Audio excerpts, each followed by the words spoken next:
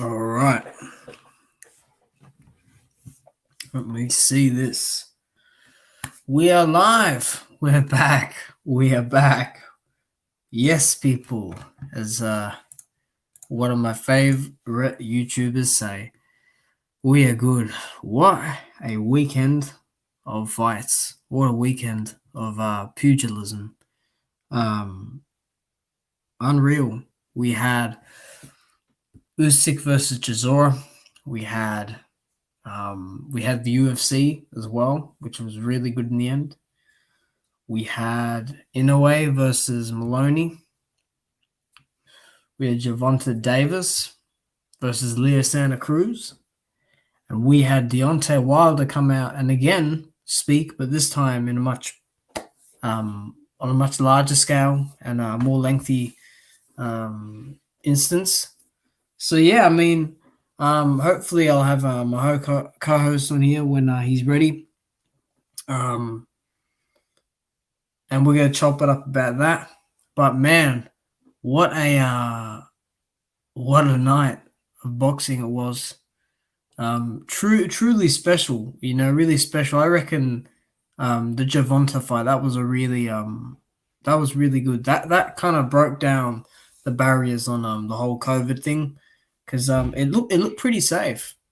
It looked pretty safe in there with how it was all going and whatnot. But I mean, I was very pleased with the events that took place. I mean, I didn't really watch the Inoue one. I saw though the knockout and the highlights, and I was right in my prediction. I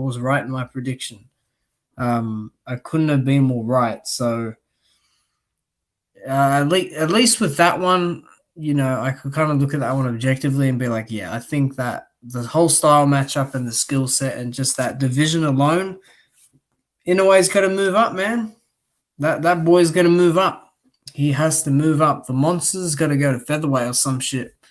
I mean, what is he, super bantamweight? Nah, I reckon the only guy who will give him problems is I've got the other dude, the Hispanic one, and Rigondeaux. I think those are the guys that will give him some trouble. I really do.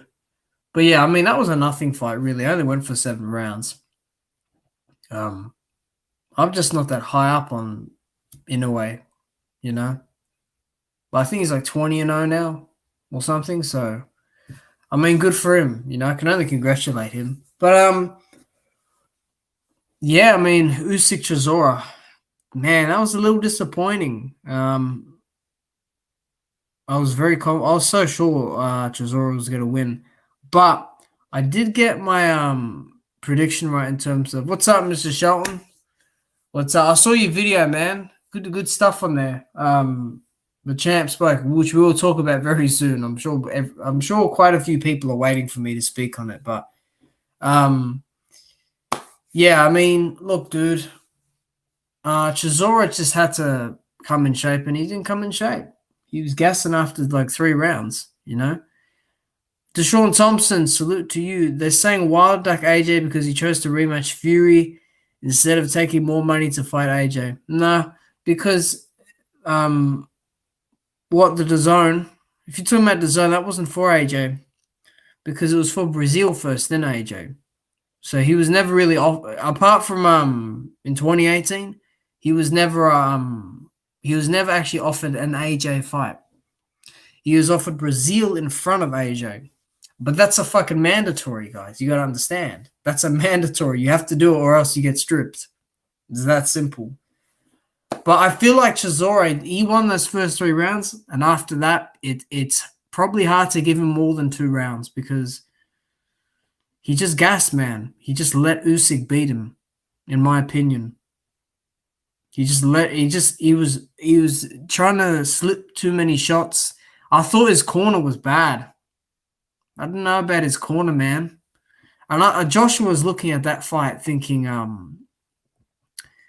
man, that shit is easy work. You know what I mean? Like, that's, hold on a minute. Let me just, oh, yeah. But yeah, I mean, Usyk is food, Mr. Shelton. He is food. Anthony Joshua was licking. Actually, Anthony Joshua wasn't really licking his lips at that because I saw the look on his face and he looked very disappointed. He thought, is this the next guy that's going to fight me for my championship belts? For my championships? You aren't worthy. Usyk looked bad, in my opinion.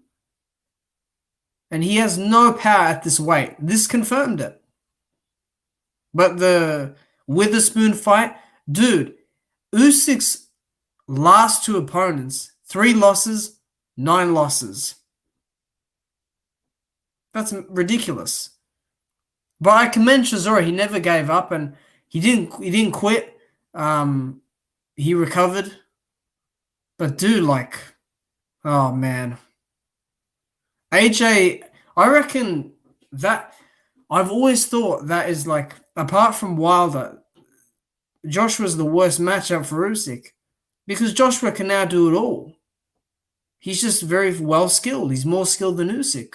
He can go on the back foot, and he can go on the front foot. But I think AJ, for the first couple rounds, is just going to box smart like he did against Povetkin, sort of like that, a bit taller. And then he's just going to walk him down and he's just going to cut him off and he's going to hit this boy, man, and he's just going to knock him out. He has nothing for AJ. He has nothing. He's too small for this weight, dude. You just can't get tired. That's it. You just you don't get tired and you cut that ring off. You take away the movement and all that angle crap. It's done with, man. It's done. You know? But man, Chisora didn't win that fight. He didn't win that fight. But Usyk's defense, dude, he doesn't have the greatest defense. I don't know, man. I don't know about Usyk. I'm not on there. I'm not on that bandwagon, you know? I'm not on that. I think he's good. I do think he's great at cruiserweight, you know? Let me see this chat, what we've got here. I thank you all for also tuning into the stream. Hold on, I've had the most ridiculous. Whatever you want to talk about, guys, please do ask me. Although I'm trying to cover the topics that I have put in the title. They going off Wilder video when he sent that message to Fury. He said, Tyson, you should give me my rematch because I kept my word to rematch you instead of taking more money to fight AJ. Yeah, but they don't know what they're talking about, dude. You know what I mean? Because I think Wilder got offered $28 million after the Fury fight, but that was offered when Wilder was negotiating with Fury. So it didn't make sense to kind of like do that because Joshua had a fight in January. This is what you got to understand. When he offered that to Wilder, a fight with Miller was close to being done. So that was just putting a front on, you know? But really, dude, like Joshua was unavailable in that time frame. He was unavailable because it was either going to be Dillian White all the way or it was going to be Miller, and it was Miller. So even though the fight got cancelled, you know. But yeah, I'll get to that. Don't worry. But that's my take on the whole fight. I mean, Chisora just he got in too easily, you know. My bad, guys. I'm being rude. What's up? No, you're not being rude. That's cool. You're just giving us information, Deshaun Thompson. It's all good. It's not rude. What do you call it? The Gervonta fight was excellent, man. And I shout out to Leo Santa Cruz. You know, you came to fight and you put it all on the line. But far out, man. Gervonta is the real deal. Gervonta is the real deal. That guy is special. That kid is special. He is special. No one else has done that to Leo Santa Cruz. No one else will, in my opinion. That was a brutal knockout. That uppercut. I said in my pre-fight prediction, I said Gervonta has the best uppercut down there in those low weights. and he could have the best uppercut apart from Joshua in boxing because his uppercut will put you out. And I'm surprised Gamboa actually stood up to it. But dude, Davis knocked out a guy that had never been knocked out before and put down like that. Like he knocked him out cold, dude. Because my stream froze, and what happened was when he was on the ropes, it froze, and then it went. I just see Leo on the floor the next few seconds later because it glitched, and I was like, "Oh, it's over." Like that guy, he was out. And he threw a lazy right hand. I say every time, even when I train my guys, you can't throw right hands just for the sake of throwing a right hand. Don't throw lazy right hands. Because he was so square on as well. And Gervonta just, he did a small shift to the left, and he sent that sucker right through. Boom! Right up the middle. That was perfect. That was beautiful. Oh, man. And he underwent some adversity, he was getting backed up a bit. His eye was a bit puffed up or a little bit, I don't know, it was like a scratch on it or something, or some bruise and like line through it. But he did well. I'm impressed with his front foot defense with his high guard and just parrying. I thought that was really good, man. And he went to the body with the uppercut first. He went to the belly, he went to the chest, hitting the arms, and then he found the opening, dude. He found the opening. I thought Leo did well, but I think he fought the wrong fight. I thought he should have kept it long. Throw the jab. Because throwing the right hand, that uppercut's there, and that's it. You're a goner, man. You're a goner. You are a goner. And I want to give a special shout out to Fanon and Drew Titan. They did a brilliant job this morning. I haven't watched it all. I've watched 2 hours of it so far. I've got another 42 minutes to go on it. But they did a brilliant job. Their stream this morning. I see Barbershop Conversations. He's also he's got Wilder on with Drew Titan as well. But I'm gonna have to watch that later because that is quite long, and I want to see how they dissect all of that down. So yeah. Oh yeah, they went in all right. They went in.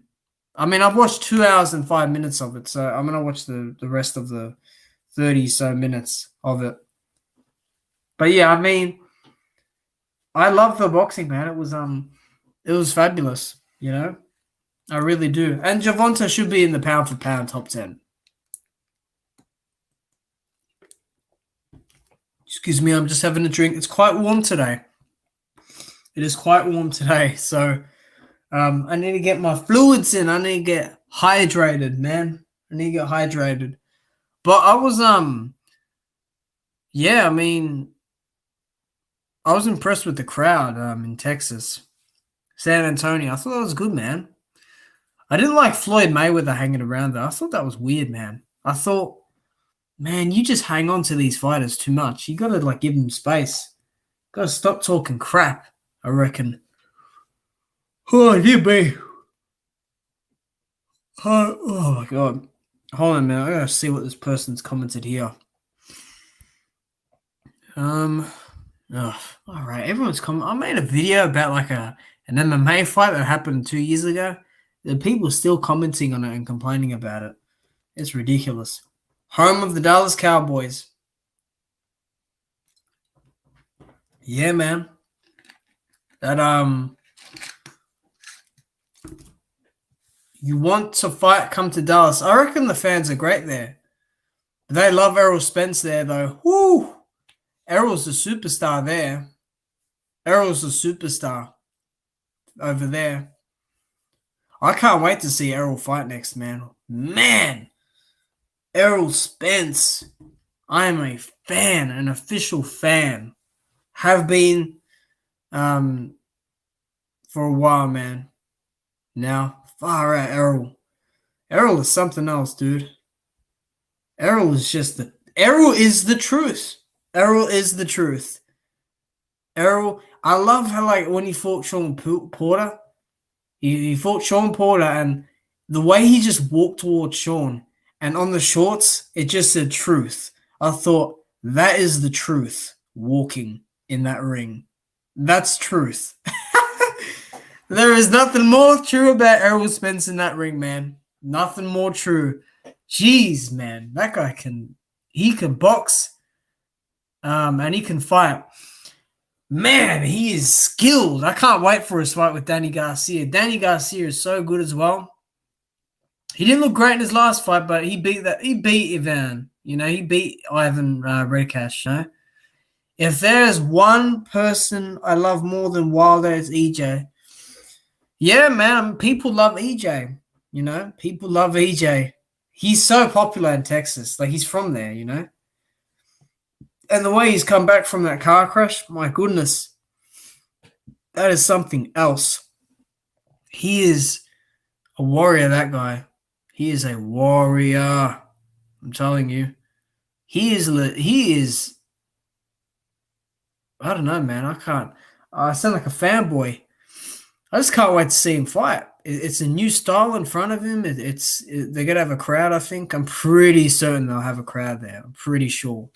But, man, I love how, like, he was drunk when he called out Sean Porter. He's like, I am the truth, Errol Spence Jr. I'm the IBF welterweight. Dude, that dude is so calm. I said dude twice. I don't really like saying that twice in a row like that. Errol Spence. You're from Oklahoma. Nice. Errol Spence is so calm in that ring. Like, it's crazy. Like, I reckon Canelo and Errol Spence, they're the two most calm people in that boxing ring. Like, Errol looks half asleep in that ring. And he's fighting a guy like Sean Porter. That's amazing. That is amazing. I mean, I find there's very few people who are more relaxed than Errol Spence in that ring. Seriously. Oh, my God. What is this? Just a second.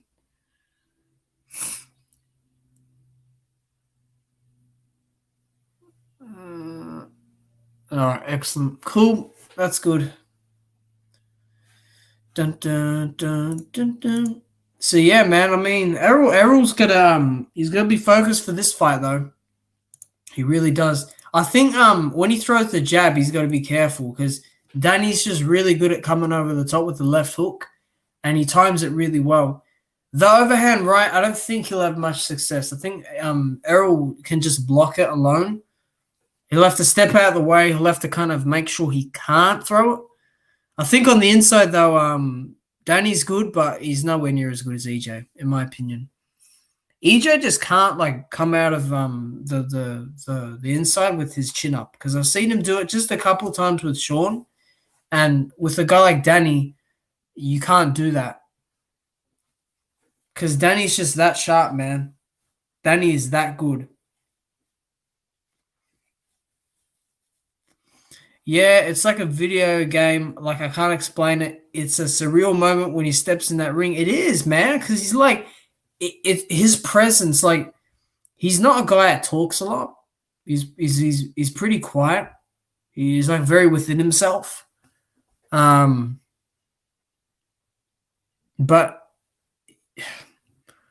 it is hard to explain. He's just so calm in there. Like, it's just, but his aura, you can feel that presence. Like, you know what's going down when he's there.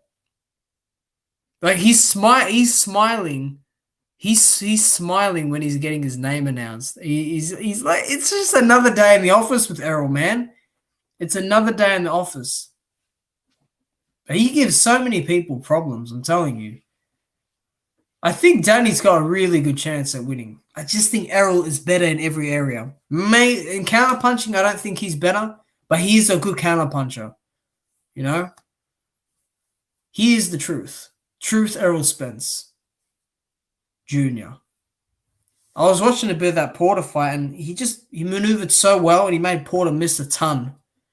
You know? He did very well. You just know the boy is special. I mean, he's just, he went to the Olympics as well, you know? He's just a big dude as well at that weight. He's just massive. He's so big, man. He's so big. I think the only guy that really rivals his size is Ugas. But man, Errol Spence, whoo!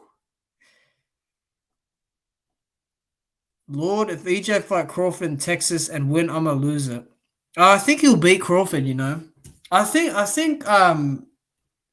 Uh, I reckon Ugas is a harder fight than Crawford, in my opinion. That's a harder fight. Because Ugas won't take that back step. And Ugas is bigger. He's not a Lamont Peterson, dude. He's bigger. And he's a Cuban, and he's really good at boxing. But if EJ fights Crawford in Texas, that's a massive fight. Massive fight. And I think Crawford's got a really good chance there. I mean, for me, that's like a 55-45. I favor Errol Spence, but Crawford does things better. Like, for example, I think he's a better counterpuncher. I think he is. I think, he's better with the lateral movement. I think he's got more speed. I think his precision's a bit more there, depending on how he strategizes in the ring. But yeah, I mean, the Truth versus Bud, that is something. Oh, man, what a special fight that is. What a special fight. All right, I'm going to put the link in here because my co-host is going to be on. He said he'll be on in a few minutes. It's just good to get other people's opinion, But yeah, I mean, I'm going to chop the fights up there as well. But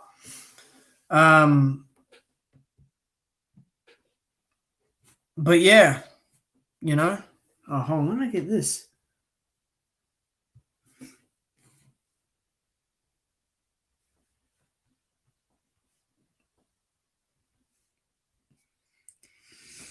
I mean, I can't wait to I can't wait to watch Barbershop Conversations though.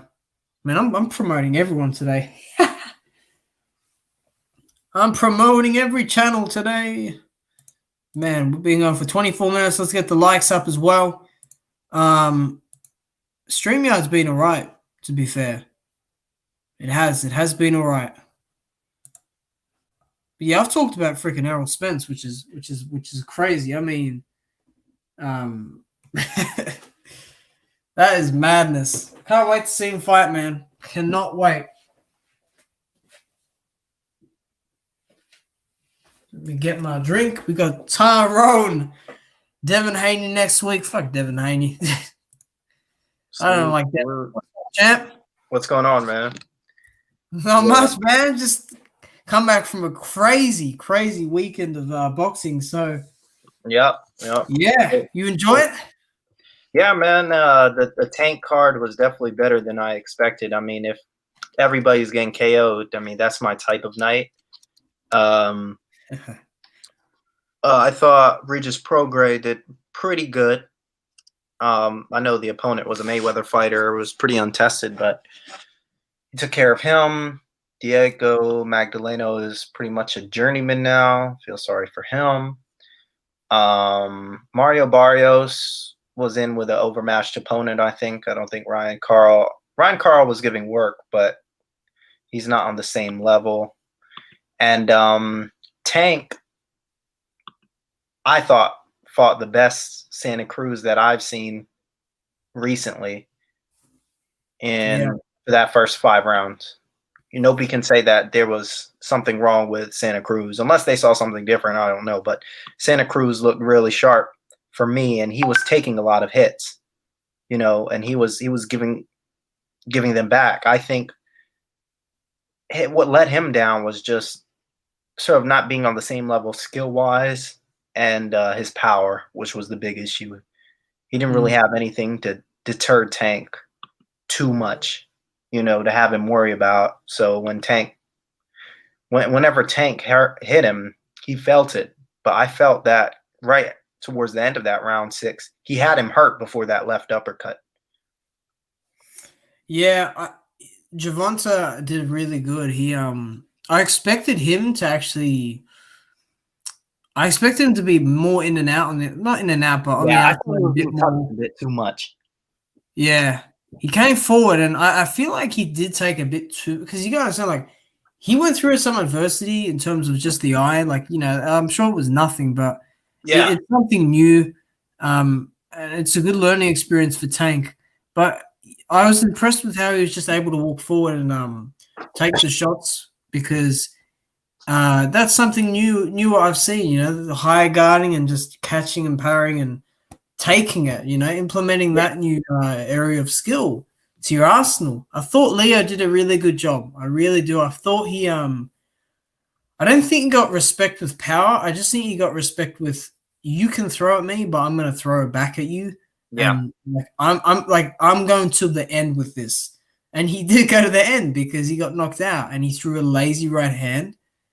He was far too square on, and that tiny shift to the left and the uppercut was just beautiful. I loved how Tank approached this. He threw the left to the body, he threw it up a bit more to the chest, throwing it more to the body, and then he went up with it. It was really good from Tank. I'm very impressed with Tank. Very impressed. No yeah, one has ever done that to Leo, and I don't think anyone else will. yeah. I think Tank did a really good job. I mean, he folded Leo pretty badly. I think, yeah, we were talking behind the scenes, and I think Tank can. I would pick Tank at 135 over anybody. I would too. I just He's already worked Teofimo Lopez in sparring. I know that was like 4 or 5 years ago, but yeah. I mean, Lopez didn't grow since then, maybe weight wise, but not in height. So physical attributes aren't too different. He's definitely more seasoned, but I think if he was able to be touched by Lomachenko in the later rounds. Yeah, Tank's just he's different to all these other guys.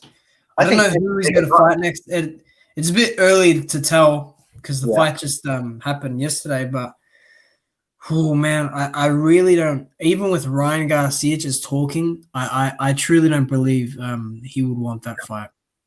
Yeah, Ryan Garcia, if Luke Campbell comes in ready to go and is confident, he should be able to beat Garcia. Yeah, I don't think it's a hard night for Luke if he should just dog him. I reckon. Right. Right. Just dog him because he can do it. Luke can do it. He didn't get a gold medal for nothing. It's not just Exactly. boxing.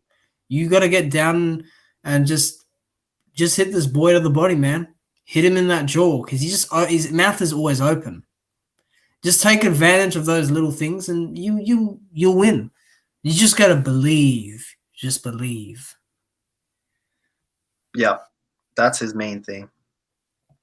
We got Deshaun Thompson in the chat. I'm ready to see Puller beat AJ. Nah, that ain't happening. I don't think that will. I reckon that is more likely than Usyk because me and you were discussing that behind the scenes. What did you think of the fight?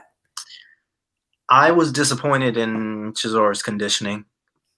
I think I did say to you, he looked a bit flabby. And then the weigh-in was kind of, in hindsight, it was pretty telling. I think it was the gas tank. I was talking to somebody else, and they were saying, well, it takes a lot of energy to go and push, somebody who keeps moving around. But the ring was smaller for a reason. So, I mean, Chisora had the physical advantage, the ring advantage, but it was his conditioning at the end of the day, because he looked like he was almost out in the 6th round. Mm. But after that, Chisora was playing at safety. I mean, Usyk was playing at safety first, and Chisora was still able to land shots. I think he hurt him in the beginning rounds. I thought Usyk was hurt a little bit in the beginning rounds, or in some sort of a whirlwind first 2-3 rounds. And I think I messaged that to you. Yeah, I didn't see it because I was just I was out of my seat in the first round because, oh man, he was dogging Usyk for those first couple rounds, first 3 rounds. But I'm telling you right now, people are going to disagree with me. Mm-hmm. I reckon the only reason Usyk won was because Chisora gassed. He Yes. gassed within 9 minutes. Yep. He got if he had, and that's why I was reverting back to all those old fights with Chisora because he had less on him. He wasn't as big back then. He was big. Don't get me wrong. White was moving more than Usyk in the second fight, I think. And he was hitting Chisora with harder shots on the way. Harder shots. So I don't know really what happened. I think just that I'm not listening to David Hay ever again in my life when it comes to training camp. But I mean, things he's done that I haven't seen from him before, and he just came back from a session where he was dogged by 6 southpaw sparring partners, and it's unbelievable. And he's quicker, faster, stronger than a speeding bullet, and all this stuff. I mean, I reckon. Look, the speed difference was immediate. Like I saw it. Like he threw a left hook within the first 20 seconds and it completely missed.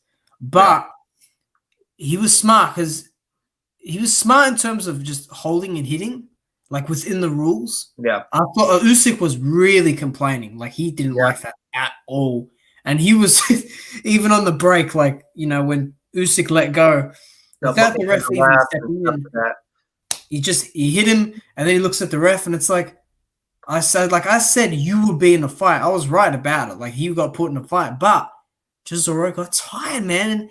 And he didn't use the essentials he had. He kept trying to slip every shot, and he ended up getting caught on the chin every time because he kept coming up with his chin up. He was no hands up, no cross arm. He abandoned it. I don't know what happened. I just think he threw so much wild right hands and was so out of shape within his stance even, that he got too tired. Yep. He got way too tired. Yeah. Yeah, definitely. I think I don't know where he goes from here. All they really need to do is, well, it's up to him. They could probably match him with easy guys and build up, the winner between him and the loser of White Povetkin. Usyk, he can't sit down and wait for a title shot. He needs to go fight another guy. But if he does fight somebody who's even a bit higher than Chisora and comes in shape, he'll probably lose that one. So now that's probably why he didn't want to fight Takam the first time, because his debut opponent was supposed to be Takam in May. Yeah. I think or a year before that. Give me 1 second. Usyk won the Super Series in 2019 or no? 2018. 2018. I'm pretty sure. Yeah, I'm pretty sure it's 2018. Give me 1 second. Gassiev was his last one for that tournament. Yeah. Let me see this guy. He was supposed to fight May of 2019.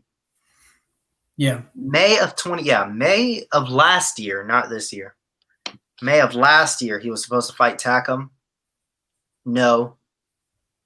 Parachuted in Chaz Witherspoon. And then he fights Chisora. I think Takam. Just looking back at it, yeah, I'd probably give Takam a better chance because I've seen Takam in fights where he just doesn't tire. He throws combination after combination. So I don't know. Back then maybe, but who knows?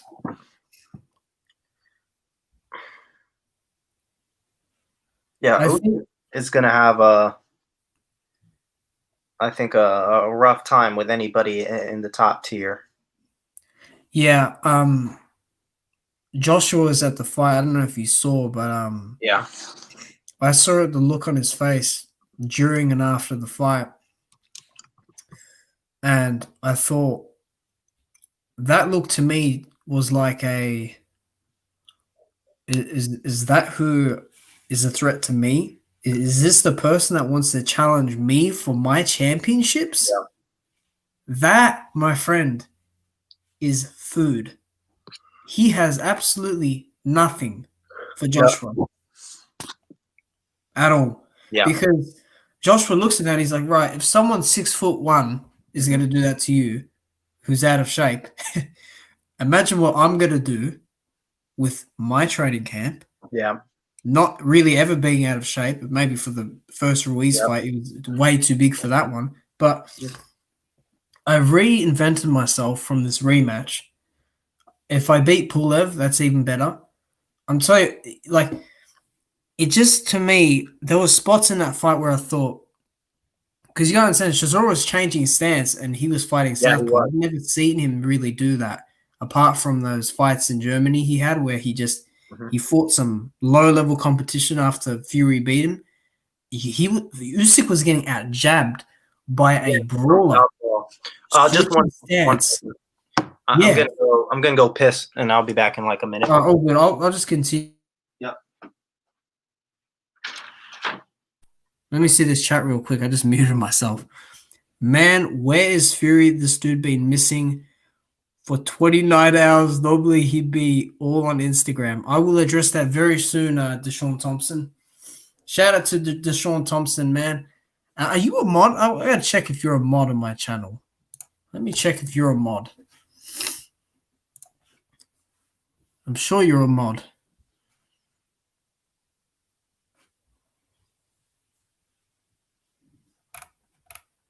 Oh my god. No, I don't see it. Hold on. All right, now we're on YouTube. Let me just see this. Yeah, I'm gonna make you a mod. Okay, excellent. Yeah, we were talking about the stance, which that's a bad look in my opinion. And those weren't soft jabs; those were pretty hard. You know, those were landing pretty nicely. Yeah. This is what happens when you hype someone up so much, and they go in there with someone who's really a journeyman. If we're honest, he has 10 losses now. He has 10 losses. Yeah. It's not a good look, really, because I'm like, how is he getting hit? Like, because he just, to me, isn't that guy that people make him out to be. I've just never been on that train. I've never been on that bandwagon. Yeah. It's just I don't think it was a good performance. I think his punch selection was good. I thought it was good. I scored it about 8-4 for Usyk, but even as a big Chisora fan, I just can't see how David Haye and Bellew and all those guys thought that Chisora won that. That to me was just, it just slipped away. The fight just slipped away after that third round. Yeah. Yeah, for him to even get past that sixth round was pretty It's remarkable. Yep. I mean, because he looked pretty hurt, but again, I say Usyk just doesn't have power, and I know he stunned Chisora, but he still doesn't really. He just doesn't have that power, and and if you don't have that power against bigger guys, even like Joshua, you're in real trouble, man. It's not going to end well if he fights Joshua. It's really bad.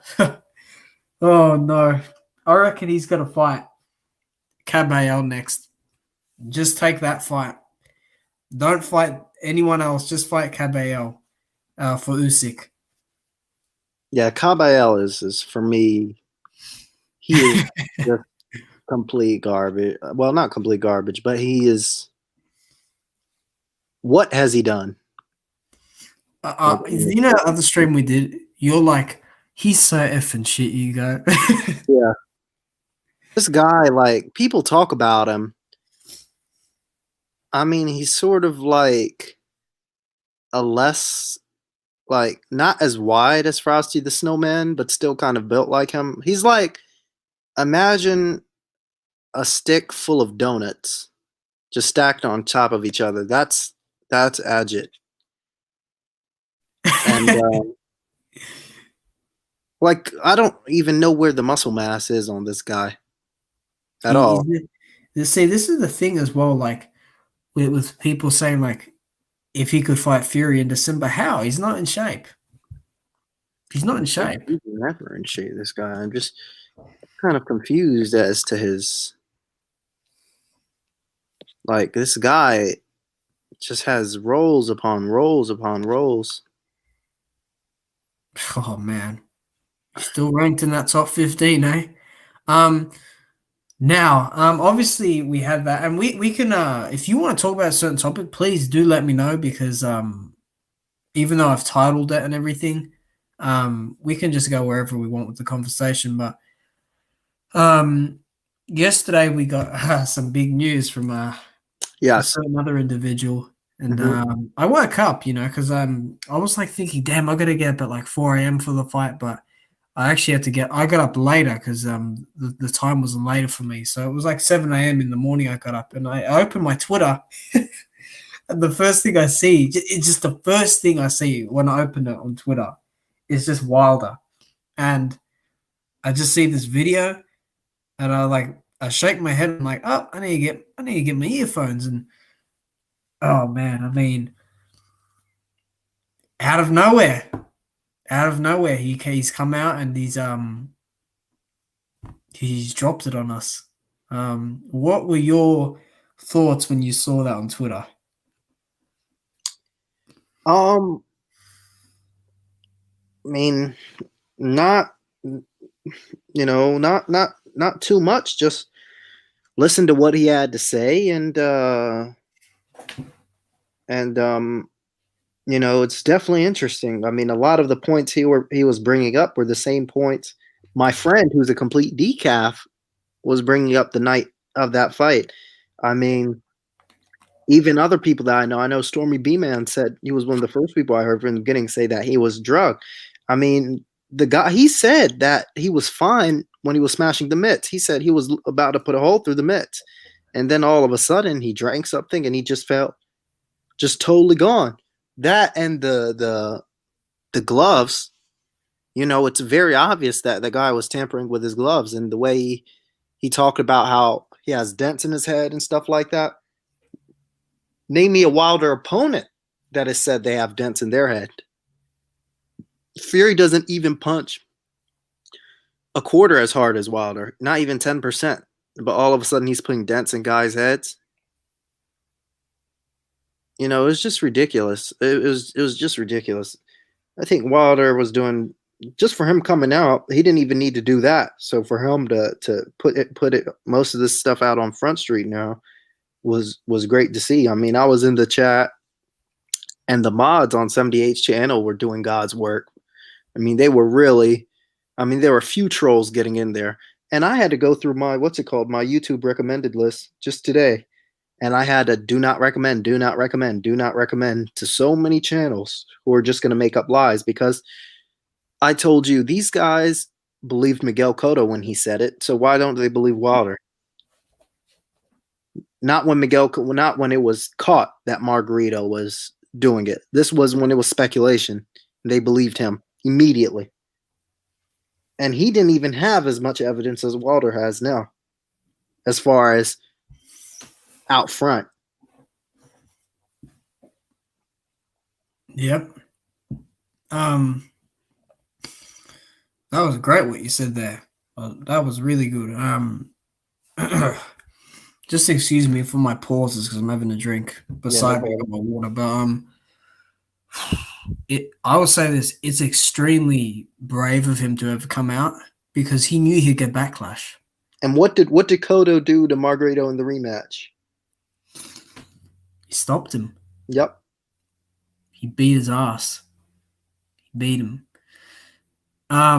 That point about Cotto for me is the biggest, is one of the biggest sticking points, because that really debunks what people try to argue in terms of saying that this is all bullshit, because that's a double standard, really. Like, you want to believe this person, but when this person comes out with all this, it's kind of like you close your ears and you just go la la la la. Like,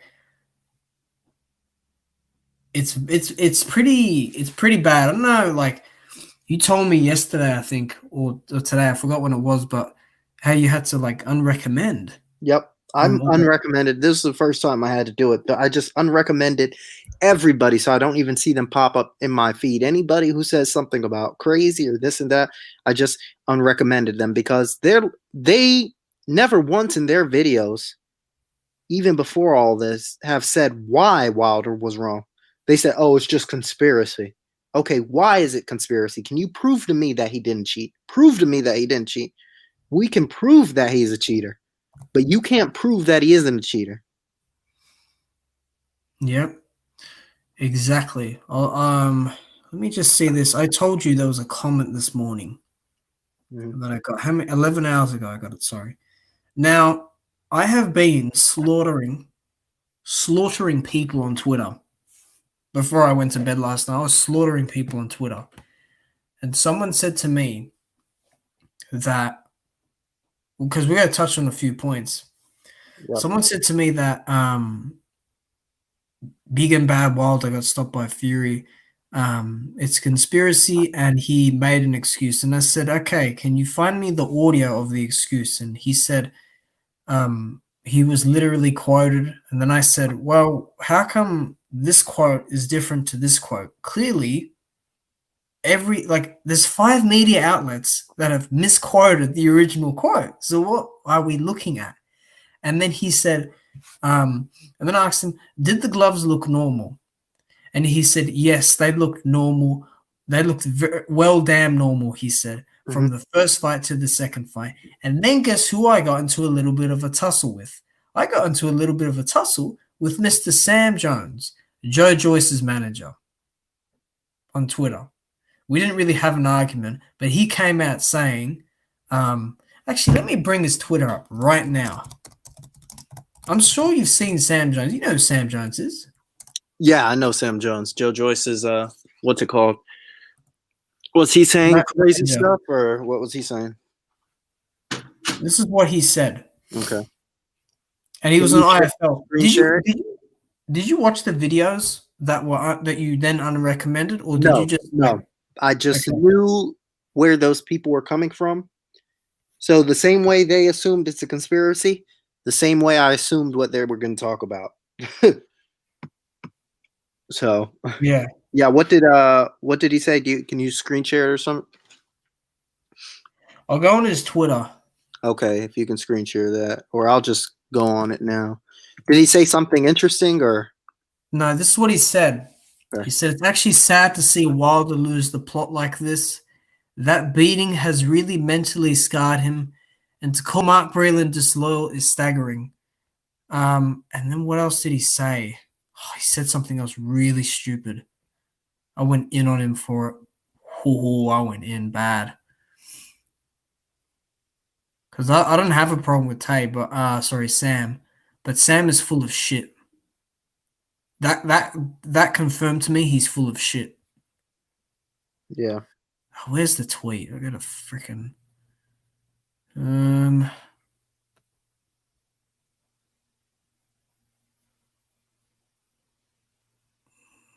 can't freaking find it. He deleted it.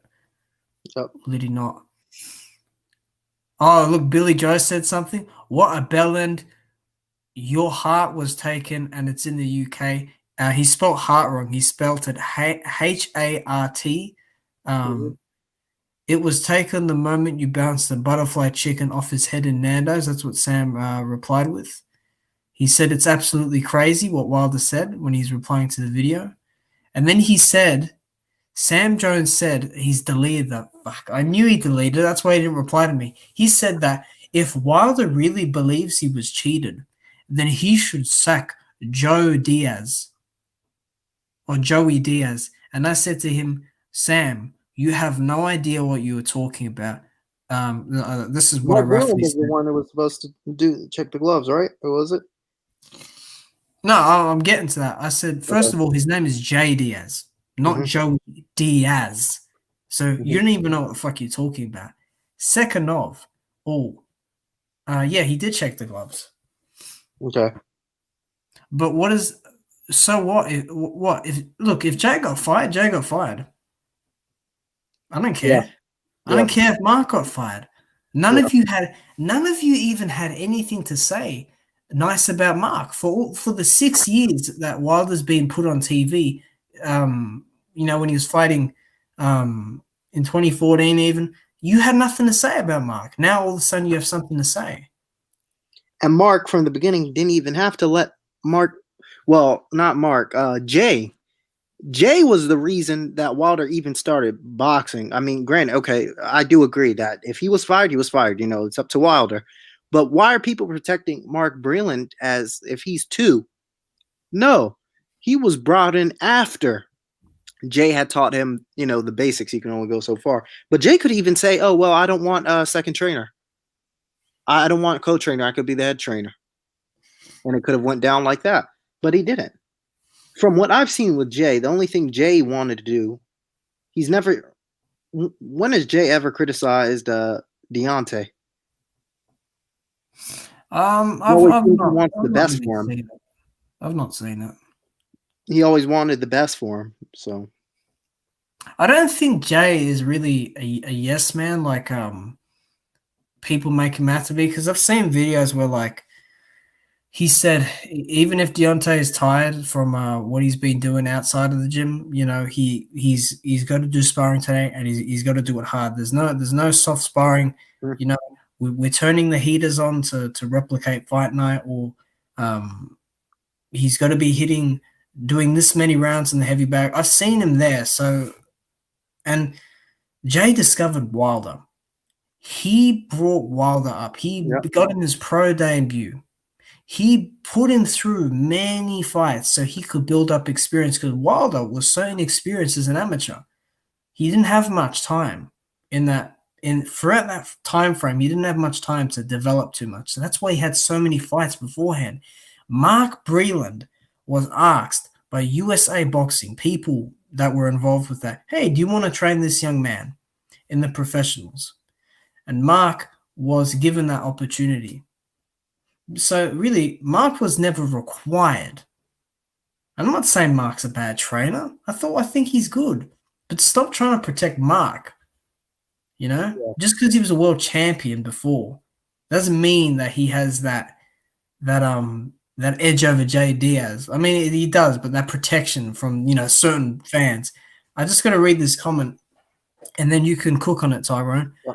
I can't do it anymore, man. I'm light-skinned, but our brothers do not stand by each other. It's sickening. They are quick to laugh off and question someone's mental state. Yeah. Go ahead, Tyrone. Listen, Wilder's been put out before, and that was he wasn't put out professionally, but he was put out in the amateurs with Evgeny Romanov, that guy. You never saw him come out and said so-and-so cheated or whatever, because he had no reason to put it out there. So it's not like he does this every time he loses, right? He had reason for it, and it shows. There's evidence. There's proof that this has happened. I mean, I was telling you, it's like if I were to program, such and such, and it's giving me the wrong answer for my for the practice test I'm taking or whatever, and I see on the solution sheet it's this answer. Am I just gonna say no, the practice sheet is wrong, or am I gonna actually debug? Right, something's wrong in the process here. So the process was the fight. If the first fight happened like this, why is the second fight so different? Why is one guy so off and the other guy is supposed to be Superman, just coming through forward? He wasn't. And I'll tell you what, if Wilder was 100%, Fury looked in worse shape this time than he did the first time. Yeah. He looked more ready to go in the first fight than he did in the second fight. He was feigning more. He was feigning more in the first fight, you said? The first fight. He was. So that bullshit thing of, he adopted Gronk style. No, the fuck he didn't. No. He didn't. Stop it. It's not true, man. It's not true. He put in a better performance in the first fight.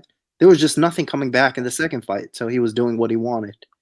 Or what he could, because even then he didn't have enough power to get him out of there. They had to get Mark Breland to throw something. And Wilder was right. He said the entire time, nobody said, if you don't show me something. Yep. I was going to say, because you thank you for letting me know about 78 Sports TV. I would have seen it because it will come up in my recommended. Yeah. But that interview, that was really and all good. Their info is coming from that interview. All the dick eaters, all the haters, all the trolls, they get their info from channels they're blocked on. So Yeah. The thing is, like, for one, I think Wilder's in a very good mental space. He sounds happy. yep. You know, he sounds like he's at peace. Obviously he's definitely pissed off about this thing, and I think more will open up on it, I'm sure. But this is how people at work, right? He's put the video out of the video of the gloves and the photos of the gloves and his injury and on Twitter, right? And people want to focus on Mark. Now with Mark, as he said on 78 Sports TV, Wilder said on 78 Sports TV, he said, before every fight, and I've touched on this before as well, as the people in the chat will know, do not throw the towel in for all the rounds, unless it's round 12, maybe, because I'm in there all the time. And he was saying on 78 Sports TV channel that I was throwing a counter hook. Mark didn't let me know beforehand. He didn't discuss it with Jay. That's why Jay came out in that interview and he said, yeah, like he was scratching his head. He's like, I'm not sure what happened there with Mark. I think that wasn't planned or anything. I think we'll have to discuss that, you know? And unfortunately, for people that are sheep and have no clue what they're talking about, people get fired every day. From what I've heard, COVID has made millions of Americans lose their jobs. Yep. People lose their job every day, whether it's at an accounting office, a freaking factory, a freaking at a gym, McDonald's, wherever. Mark got fired because he didn't listen to what was agreed to. This is the reality. Some fighters, they want the towel thrown in. That's why these stoppages can happen within the corner. That's why there's retirements in the corner, because people agree to that beforehand. You don't have a team for no reason, just for the sake of them giving you water and just hitting the mitts with them. There are certain outlines you have. Mark was told, don't throw the towel in. No matter what happens, do not throw the towel in, Mark. Yep. Because my mindset, I'm coming back in the fight. That's how mentally strong I have to be. Not even did he not discuss it with Wilder. He didn't discuss it with Jay. Jay is the first man there. You should have discussed it, Mark. And that's what Wilder was more angry about. He said, it's not even the fact that he threw it in. It's the fact that he didn't even give me a warning. He didn't allow me to, maybe a little bit more urgency from Wilder could have prevented that. If, Mark told him. Remember when Sergey Kovalev got told by Buddy McGirt against Anthony Yarde, I'm going to stop it if you don't throw more. What happened in that next round? He won the round because he had that urgency. He didn't want to lose. And then look what happened. He ended up knocking Anthony Yarde down and out with the jab. This bullshit crybaby stuff of Mark Breland getting fired is so stupid. I cannot put it any other way. He disobeyed a direct order. He never talked about it during the fight and within that round. And that is it. That is the high and the low of it. And yeah. Bob Arum should pass away. Why did you say that? Why? He's just what's the word? Not cynical, but what's the word I'm thinking of?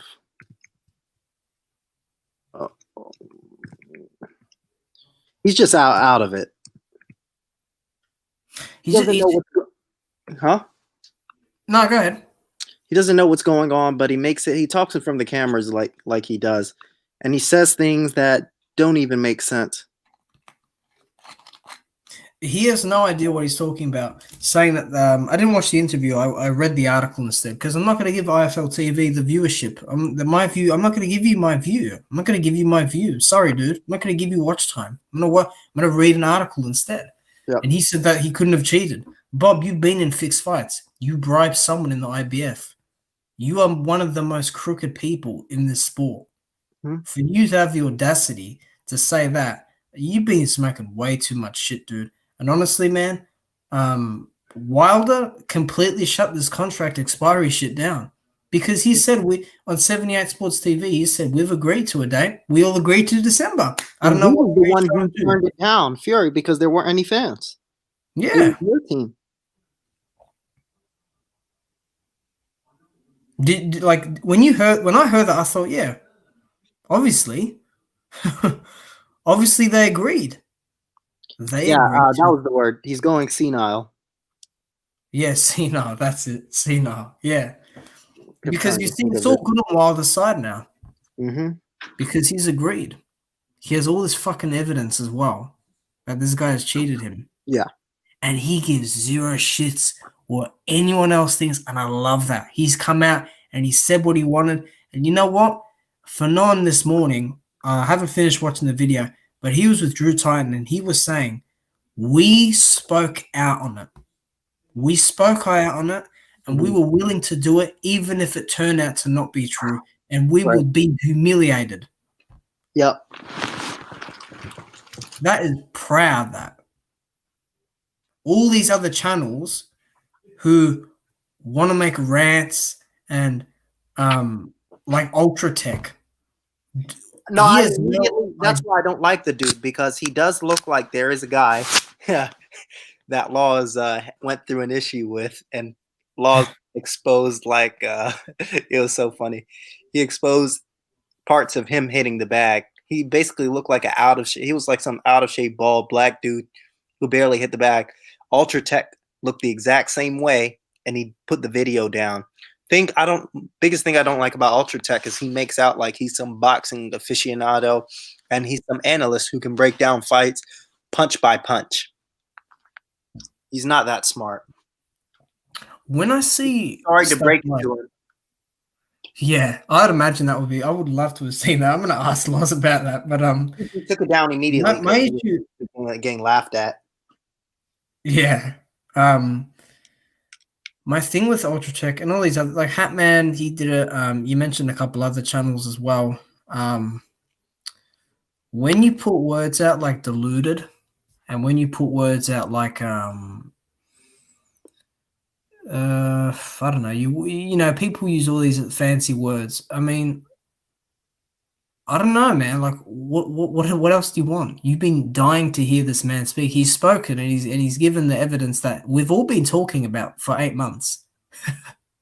We've all been talking about it. It's here. So what the fuck is delusional about it? Your boy has been caught now. And by the way, read this comment in the chat, right? Man, where's Fury? This dude been missing for 29 hours. Normally he'd be all on Instagram. I've checked Tyson Fury's Instagram. I've checked his Twitter as well. I've not seen shit since this thing has come out. All right. So where are the fans now? And I get it. You know, it's a day. Maybe he's taking a day off social media. Who knows? Maybe I'm reaching a bit. But where is he? Where's Fury now? Where's he gone? Hey? Yep. Does he have something to say? Or is he going to sue Wilder? Because guess I'm what? not even worried. It's like most of us don't even care, like if Fury says something or if these boxers say anything to begin with. You know, it's their life. But Yeah. these other haters are the ones who are on their dick. Yeah. Like I don't care about what people. Yeah, you're not like literally sitting next to your Instagram refreshing, hoping that he put something out. No. Yeah. But the thing with me is that if this is untrue, then Wilder would get sued, right? For non-covered this morning, he said if this was untrue, and Fury felt a certain way about this, he would sue Wilder for defamation. Mm-hmm. But the defense against that is truth. He's gonna bring I'll tell you this: when Wilder said that he can get a doctor to co-sign that there was some sort of trauma there, and he can get his other opponent to have never felt is it not fact that Wilder's probably the hardest puncher in this division? That's not even a question. Yeah. He could get other opponents who don't have any structural damage on them And if Fury punches way less, he's a much softer puncher than he's not even 10% the puncher Wilder is. And Wilder could get a doctor and say that there was some sort of blunt force trauma to leave a dent in his head. Then there's no way that Fury wins any sort of lawsuit of defamation. Because it's evidence. It's And factual. he did it once. Now he's thinking about, oh man, should I do it again? I don't know. I might get caught this time. Because whoever he fights next, they're going to have a squad in that locker room watching him wrap his gloves, I promise you. And every time they pull it down, they're going to go to the ref. They said, look, he's pulling down his gloves. Look what he's doing. Yeah. That's the thing, man. And you know what I like about what Wilder said in that video, the Twitter video? I like that he didn't say like, oh, like, is this a palm or is this a knuckle? Like, he just said what happened. It was straight down the line. Ricky Hatton pulling your glove down. Well, no glove does this. It's not normal for a glove to do this. He just put it straight down the line for people to do it. These people are very sensitive to topics like this, controversial topics. I have been boxing most of my life, combat sports. I know what a glove looks like. Some of these fans, they know he cheated. They do know he cheated. They truly do know. And like you said about the whole lawsuit thing, for me, it's the 2nd of November. I'm not sure about you over there. But if we don't really hear anything about a lawsuit from Fury, it really is because he has fuck all to defend himself against. Yeah. What's he going to fucking say if people ask this to him at like a press conference or a media outlet? What's he going to say? I didn't do it. Yeah. It's out there, dude. It's out there. Let me just read this comment because I went to someone else's channel. What did I ask them? I said, I'll be right back, by the way. Oh, good. Oh, I got to refresh this freaking YouTube thing.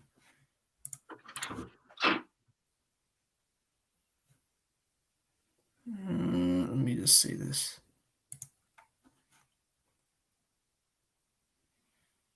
Man. You saw the sport covered in a different manner. That's gone now. It's just like when people don't read newspapers anymore as much as they used to. Newspapers have kind of become an old manner, but it's like there's a new. Sorry, guys. I'm playing Stormy on the freaking what do you call it? Oh, hold on a minute. Don't stop. You could get an alert every few minutes on something if you so choose to do so. It has to they have to understand that in the sport of boxing, they got to get with the program, and that's going to benefit them as soon as they get out of that old world thinking, because that. I'm just tuning into another stream. I've given Drew Titan a good viewership, so that's something that is good. They're grinding it out, which is good. It's good to see them just doing their streams and all that stuff.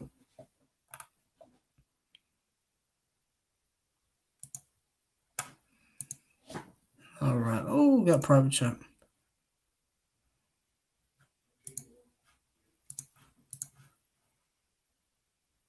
He's gonna tell you that in y'all conversation that he feel bad for Wilder, but at the end of the day, half of them guys get paid or their passes like getting access to certain things behind the scenes. They don't want to put that shit in jeopardy, man. And a lot of people, man, that it's a race thing. It's always going to be a race thing, man. It's always going to be, man, they got the big black. Yeah, we're good, Deshaun. I'm just listening to something. That they try to get everybody to love. We're good. But I don't really want to say too much about this situation because I'm going to say some shit that I don't need to say out my mouth. But, you know what I'm saying? Salute to Deontay, man, because he took it on the chin. Even with a motherfucker cheat, man, you know a motherfucker cheat. And it's like, nobody else do this shit but my people. Then when you go with that, if it was reversed, Deontay Wilder would be locked up somewhere. Exactly. Deontay Wilder would be locked up somewhere. He'd be in jail. And they found out if they found out he was affiliated with a drug kingpin, allegedly, and if they found out. Right, I'm gonna turn this off. I was just listening to Drew Titan for about. There's so much I gotta catch up on. It's mad, isn't it? It is crazy. Deshaun Thompson, what's your thoughts on this situation with what Wilder said? Because I tell you what, apart from the fights yesterday, that's a big story, man. It's a big story. Very big story.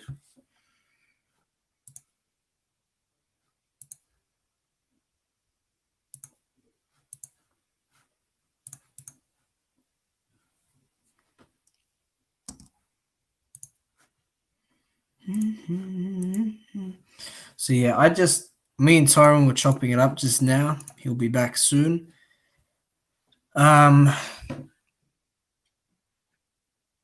It's kind of depressing talking about the topic in certain aspects.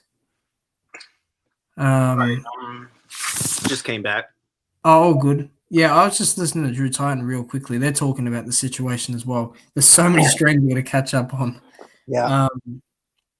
What were we talking about? Yeah. So I went to someone else's page yesterday, and I said there are knuckles protruding through the man's gloves, or at least close to it, as well as the other footage. And he replied with like an essay, but I'm just going to go over the first sentence that he said. This was his first sentence. I have seen that doctored photo. And then he continued to go on, here are the facts, J. Diaz, blah, blah, blah. Now, let's stop there.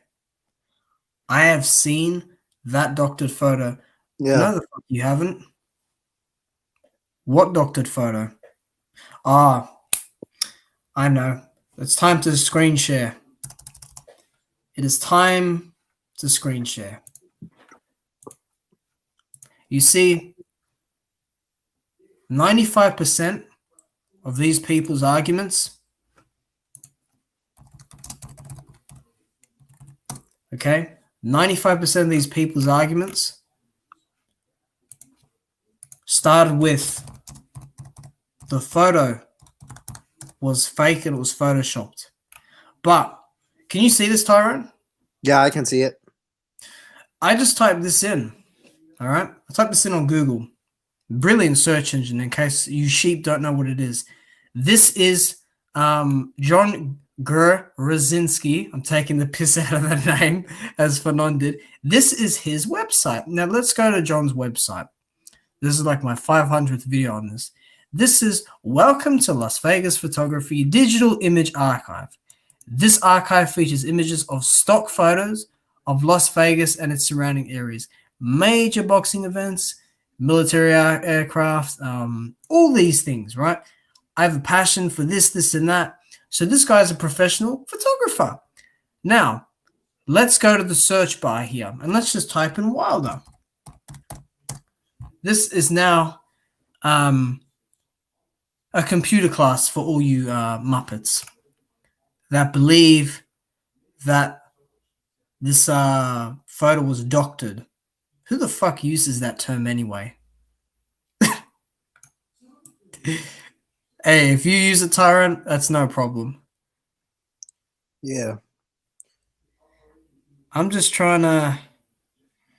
YouTube might take this video down because they're fucking sensitive as well. Let me just find the photo. I'm going to find it. Don't you worry about me. Because they were saying that the gallery was taken, the pictures were taken down. They're not taken down. The gallery's just been privated. Look at my champion. Oh no, my champion. He's getting bashed up. Oh no. Well, it wasn't legit, was it? No. Now we know even better. Now we know even more. And I have no problem watching Romanov versus Wilder in the amateurs, as these people think. Like they couldn't even watch Joshua Ruiz 2 back. If it's fair and square, I don't mind watching it. Yeah. But I'm all this good, is man. not fair and square. That's why I don't watch it too much, because it's just BS. What, the second fight? This second fight here, yeah. Yeah. So I've got no problem watching Wilder get sparked out by Romanov. Yeah, as No long problem as it's whatsoever. fair. As long as it's fair, it don't really make doesn't make a difference for me. Yeah. You can see this here and everyone else in the chat. Let me just check the chat real quick. It's sad and makes me angry. I know, man. You talk about Black Lives Matter. Now Black Fight needs your support. You want to call them crazy when it's all on camera? Yeah, fucking, it's disgraceful. This is the photo that they claim is photoshopped. We will now click on it. Ooh, look at this. Look how easy this was to find. Oh, we look at that. Oh, no. That, my friend. I don't think that's a doctored photo because the guy's watermark is on it and it's from his website. You can see a description. You can see the file name, Fury Wilder Fight 0231, bunch of numbers and letters, copyright 2020, John Krasinski. So that argument there is dead. And guess what? There is no argument after that. There is no argument about the commission or they would have seen it or this and that. No. Because that's your starting point. Your starting point is that it's photoshopped. That's the start and the end of your whole argument. And because it gets debunked, there is nothing else behind it. You can't make an argument with that now. Because what if it's not photoshopped? That means he cheated in your mind.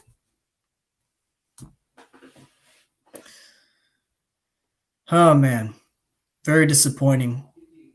I'm disappointed. I'm disappointed in showbiz. I'm disappointed in a lot of channels. They look extremely bad. They look extremely bad. They don't even give anybody a fair shake. But if it was their favorite guy, they would immediately start calling about cheating and things like that. But if it's a guy they're not a fan of, they won't. Could you imagine if this was Wilder? If this was Wilder, this would be... There would be videos of Tony Bellew saying he should get kicked out of the sport. Yep. There'd be videos of Eddie Hearn saying it like he did with Miller. You'd have all these other channels. You'd have Kurt DeVille being like, no wonder he used to sit so hard. You know? Hey, look who's in the chat. We got IBT. Where you been, dude? You disappear on me, man. I'm scared. You gotta make your videos, my man. You gotta make your videos. You happy Inoue won yesterday? Hey, I'm happy he won. That smart ass from my country got knocked out. That's what you get for talking shit. Yeah, yeah. You saw that? Yeah. I went back and saw the highlights. Yeah, it was a good straight right hand that put him down. But Inoue's another guy I don't think is if you're going life and death with Donaire, who retired literally 5 years ago, you're not as good as Top Rank makes you out to be. He's a good fighter. He's like the Mikey Garcia of that weight class. But there's no special effects with him other than his punch. Right. Yeah. I reckon he needs to move up in weight. But yeah. I think I'd like to see him against Rigondeaux. I think he can beat Rigondeaux. Rigondeaux is slowing down. It's too much. It'd be too much for Rigondeaux. A couple years ago, I'd favor Rigondeaux. But, fuck, he's trying this inside fighting bullshit. It's no good. He gets hurt easily. Maloney's Warrior, listen, I'm all up for that, but you got to do it smart, you know? You actually got to win the fights. But I guess the conversation to your panelists I disagree. I fucking knew you'd say that. Oh man. That's fine, man. Listen, people got opinions. Everyone's entitled to their opinion. It's all good, First man. time I saw him fight was when he fought that Mexican guy on the Rungvisai versus Chocolatito 2 undercard. So I mean, he looked pretty good there, but I mean, Oh yeah. I know which one. Yeah. I want to get your thoughts on Spence Garcia because I was talking about that at the start. Actually, I can't freaking wait for that fight. I don't know what it is. I can't wait. Can't wait to see Errol in there. I mean, against Danny, they're gonna have a crowd. I think. What are your thoughts on the fight? How do you think it plays out? How do you think Errol will look after the crash as well? Wait, IBT.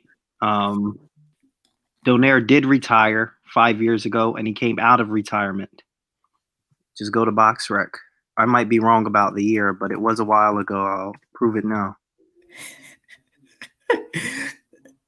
IBT is cool, man. No, I'm not. Yeah.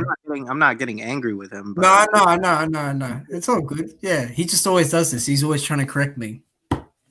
No one can beat me in an argument when it comes to some of the stuff boxing related, especially with the shit that just came out yesterday. But yeah, talk about the Spence fight, man.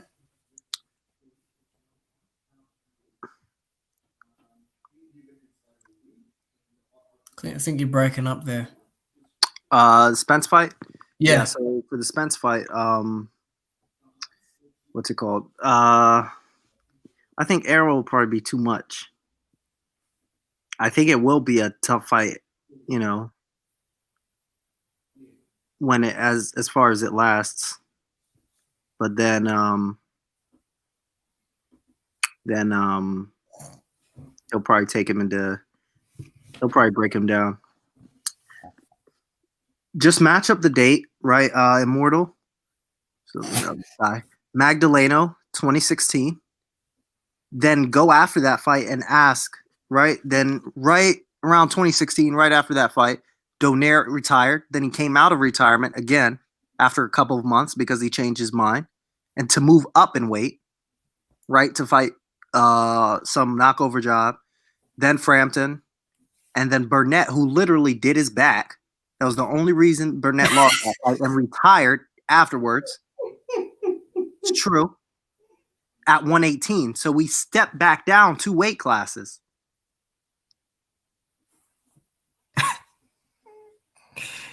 Oh, man. So that's what I mean by retired. Never retired for a period longer than a year. Yes, no, he hadn't. No. Yes, you're right. He never retired for a period longer than a year. But if a fighter comes out and says, I'm done after this, that takes something out of you, right? It's like what Tyson did. Tyson Fury, but he's like, oh, I'm retired. Yep. And then the fucking next month or two, he's back. He fucked that timeline up, man. He closed a lot of doors for heavyweights. 10 months in retirement. Hold on. Damn, Canelo and Wilder are basically retired. Did they say they wanted to retire? Donaire said several times he wanted to retire. AIBT, can I get a link for that? Because I kid you not, December 19th is baptism day. Oh, yeah. Baptism day. But IBT, you bring good energy here. Like you conjure up a good debate. I like that. You know? You're not afraid like some of these other fools that are trying to fucking take my videos and use them without my permission, who are now blocked. Yeah, you know who you are. Don't you worry about that. I think with Spence, man, it's like he's good long. I think it's going to be very dangerous when he throws the jab because Danny's just very good countering with that hook. But I feel like Errol should just box. He should just box early on. You know, go to the body, straight punches. Try not to throw too many hooks. And then when it gets later, when you've taken a bit of that energy, you've sapped that energy, start working that inside. Start working the counters a bit more, sitting on your punches a bit. It's just, I don't know what this car crash would have done. I don't know if it might not have any effect on him. You never know. But, I mean, a broken jaw, I mean, who knows? What do you think? Will that play a factor, you reckon? For who? For Errol? I think he'll probably be better after the fight. That's my prediction. He'll be even sharper. Give me. I'm gonna put the link in the description for IBT. I'm still hung up on this Donaire thing because you can't tell me Donaire was firing on all cylinders. And if you're supposed to be a monster, shouldn't you take Donaire out? Yes, he is a bigger guy, right? But he went up in weight and then came down in weight, back to the weight he was most comfortable at. Give me 1 second here. Saying you'll retire, then changing your mind doesn't really take anything out of you, especially considering what he will do afterwards. Yeah, but you gotta say, when you announce that, mentally, that will take a bit out of you. It will, because that drive for greatness is left a bit.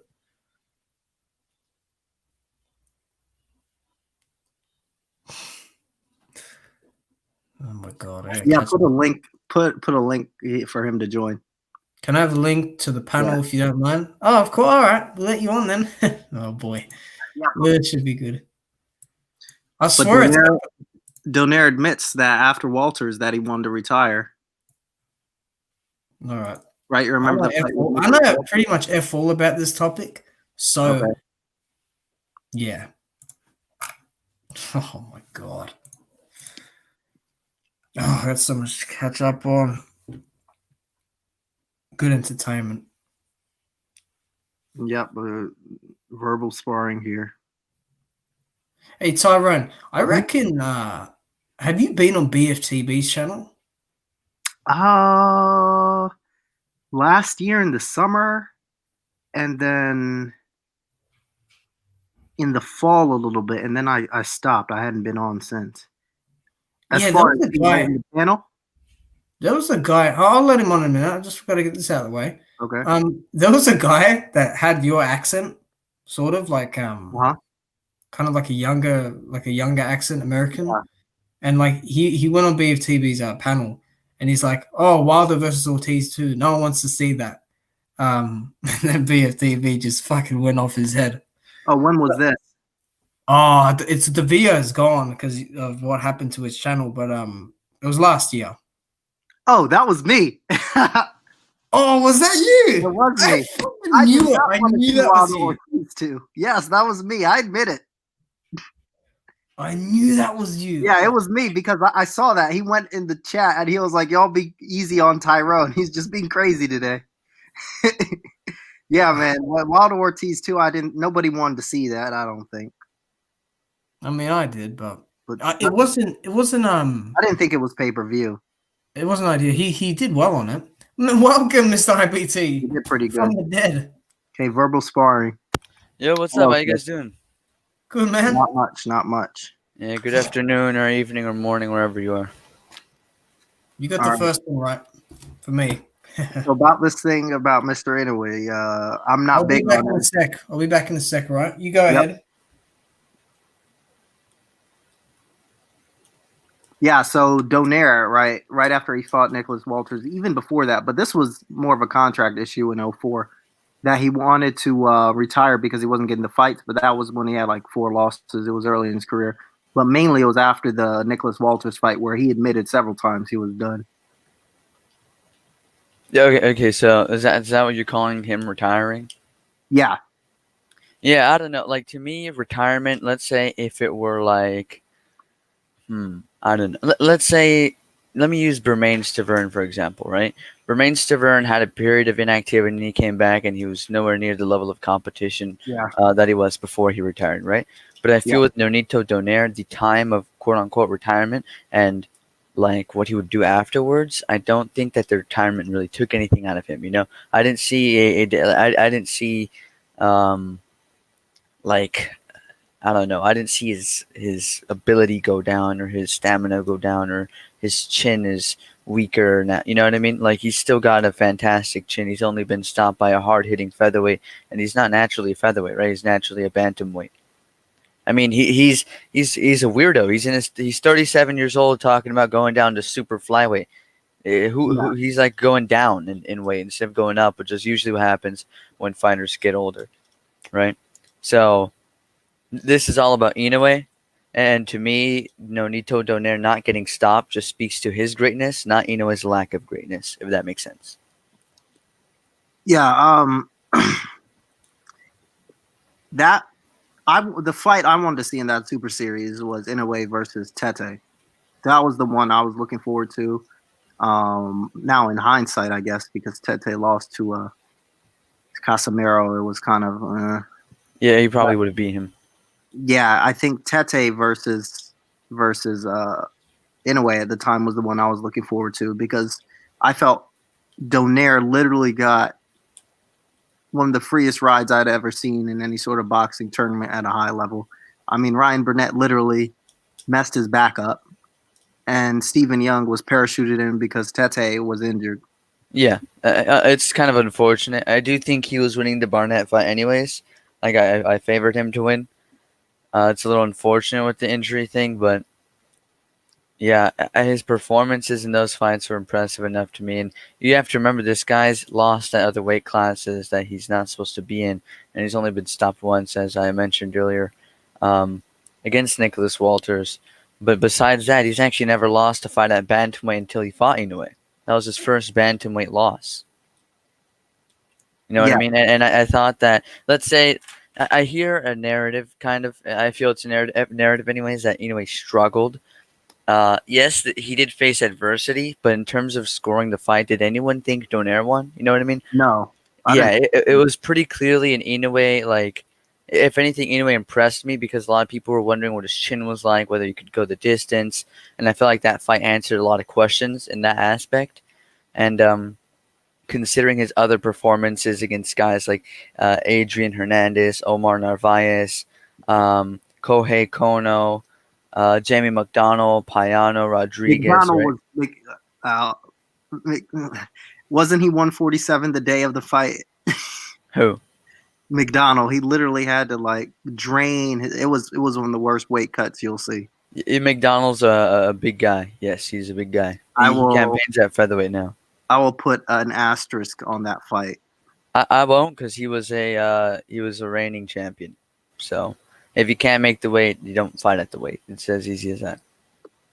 He's got some pretty good wins himself at the weight. He's got 2 wins over Tomoki Kameda and Solis, right? But the Solis one was pretty disputed. I think Payano was a good win. Rodriguez was a good win. Maloney, the win he just had, was a good win. Yeah, Donaire's a good win for sure. Donaire, I am with the narrative that I feel he's kind of past it. I think for sure he's not in his prime. He's not in his prime 100%. But I'm saying even out of prime, Nonito Donaire is a good win, because that's just how Nonito Donaire is one of the few fighters who are active in the sport right now who, if they say I retire, 3 years from now they're going to get in the Hall of Fame. You know what I mean? The guaranteed buy-ins into the Hall of Fame. Manny Pacquiao, I'd say Chocolatito, Donaire, and Canelo, right? Those 4 guys could probably retire today and they're getting in the Hall of Fame. Do you disagree? No. Yeah. So he's just one of those guys to me. I think Nonito Donaire is truly a great, and even past his prime. If you want to say in his prime he could have beat Inoue, possible. Who knows? It's a fantasy fight, right? But the Inoue that showed up and the Donaire that showed up, and the fact that Inoue had to fight from the second round onward with double vision, and he still managed that type of performance, and he managed to drop Donaire, and he kind of got a long count, all things granted, right? I was impressed. Yeah. Like I said, I do think Inoue is a good fighter. I think he's the Mikey Garcia of this weight class. He's very similar. As far as somebody who doesn't blow your hair back with, other than his power, but he does everything solid fundamentally. He's a Right? good boxer. Yeah, he's a good boxer. I You know, understand. I feel some of his pizzazz is a little more subtle. I get what you're saying. Besides the power, I'm saying yeah, like what you same- see in the ring is a little more nuanced. it's the same issue. Well, it could be an issue or not, but it's the same deal with Mikey Garcia, right? Exact same as far as nuance and IQ and ring work, right? Yeah, it's just footwork, the way he times things. Things are a Even the little way he more covers difficult to yeah, little things are a little more difficult to detect. I understand. Not like Casamaro's just gonna go out there try to rip your head off. Is that No, what he's you're not saying? like that at all. No, Yeah. he does everything well. He probably will hit a ceiling. I don't know if he goes past 130. Oh, if he goes past 126, I'd be surprised. The guy, I mean, he's dominating at bantamweight right now, but you have to remember he's a former light flyweight champion, right? Yeah, So him going to 130, what's how many division that? Light flyweight, flyweight, super flyweight, bantamweight, super bantamweight, that's featherweight, 3 divisions. super. That's 7 divisions, 6 divisions. Well, That'd 7 be total, yeah. And if you include 130. Yeah, I think if he goes to 126 and he's even, if he's at 126 and he's top three, that's insane to me. That's very insane. Not insane in a bad way, but that's incredible. I don't I think the think, expectation should go much further than the bantamweight. yeah, I don't think he gets to. I don't think he blows anybody away at 130. I don't think he can do anything at 130, but at 126, I think. Let me. Who do you have? Gary Russell, Josh Warrington. Him and You Josh. got some guys. Yeah, but that's I don't know. That's so down the line that I don't know if the current champions matter. Do you understand what I'm saying? Yeah, but how Got old is he 26, 27? 20, just turned 27. Okay, so he's 27. Turned 27 in earlier this year. I forget when exactly. Yeah, Yeah, you know what I mean. He's already a 3 division champion. I don't see like personally, he could go up to featherweight and be successful, but that's like if he gains the title at super bantam and featherweight, that's a 5 division champion. That's incredible. I don't think the expectation should be anywhere near featherweight. I think what would be impressive is if he establishes a bantam lineage, if he can become a bantamweight lineal champion, which hasn't been established since I want to say the 80s. So it's been a lineage that's been vacant for maybe 40 years. That'd be very impressive to me, especially considering his resume. The only weight class that you could really be I guess disappointed with his total body of work is super flyweight because he never fought because he the moved that. Yeah, Chocolatito Estrada. But he still fought uh, Omar Narvaez. And Omar Narvaez he's like a solid contender. Narvaez? Yeah, I would say. Well, now. Now. Well, yeah, now he's Yeah. past it. I'm saying he's like 40 something at this point. But I'm Right. saying Narvaez at that point, um, Narvaez at that point been the long reigning champion. He'd been here. I have a little document on these guys. I don't know. I like doing that. So let me just pull that up because that's where I got all my things written down on this guy. Yeah, so Narvaez, obviously, he's a WBO champion. He'd been ranked for the past 12 years. He's the longest reigning flyweight champion ever. And his record in title fights is 29-1-1 at the time. And his only loss had been to Nonito Donaire, actually. You know what I mean? So that win is very underrated, in my opinion. People don't really look at it because it's a little further back and it's a super flyweight. As much as people want to criticize him not fighting Chocolatito, Estrada, Cuadras, Rung Visai, these types of guys, right? He did fight Omar Andres Narvaez, who was an incredible fighter, and he'd been on a very, very long streak before that. So I think that win's a little underrated when people talk about that. Yeah, I mean, for his what was it, his 5th or 6th fight? Narvaez? No, for Inoue. Oh, sorry. In a way, yeah, maybe like within 10 fights. I don't. Yeah, I don't yeah, it was definitely within 10. Let me. His Actually, fifth fight was against. Sorry, his fourth fight was against future unified champion Ryoji Taguchi. It was But his that 8th fight. That is a good win. Taguchi. Well, looking back at it now, didn't he beat that guy from South Africa, Becky Butler? yes, he. I think he. Pretty sure he beat that guy. He lost a close decision to Hecky Butler, but he beat Milan Melindo. Yeah, he's another. Yeah, He's another Hecky good guy. Butler. That was what I was thinking about. Yeah, he lost a close UD on that one. I believe all the scorecards were 1 point off. Like, Yeah, yeah. I'm yeah. checking it now. Oh, okay, cool. But yeah, it was his 8th fight with Narvaez. But Narvaez at the time was what? 30. Well, it's kind of hard at these weight classes because you actually have to look at these. And even me, like, I know names of people, but I need to sit down and actually look through records because they're not standouts. Now, looking back at Narvaez, he was supposed to be a opponent, I think, for Tete at one point, right? They were going to drag him up. I remember that. He did fight Tete, but that was at bantamweight. And yeah, bantamweight. Okay, so yeah, I think I remember that fight.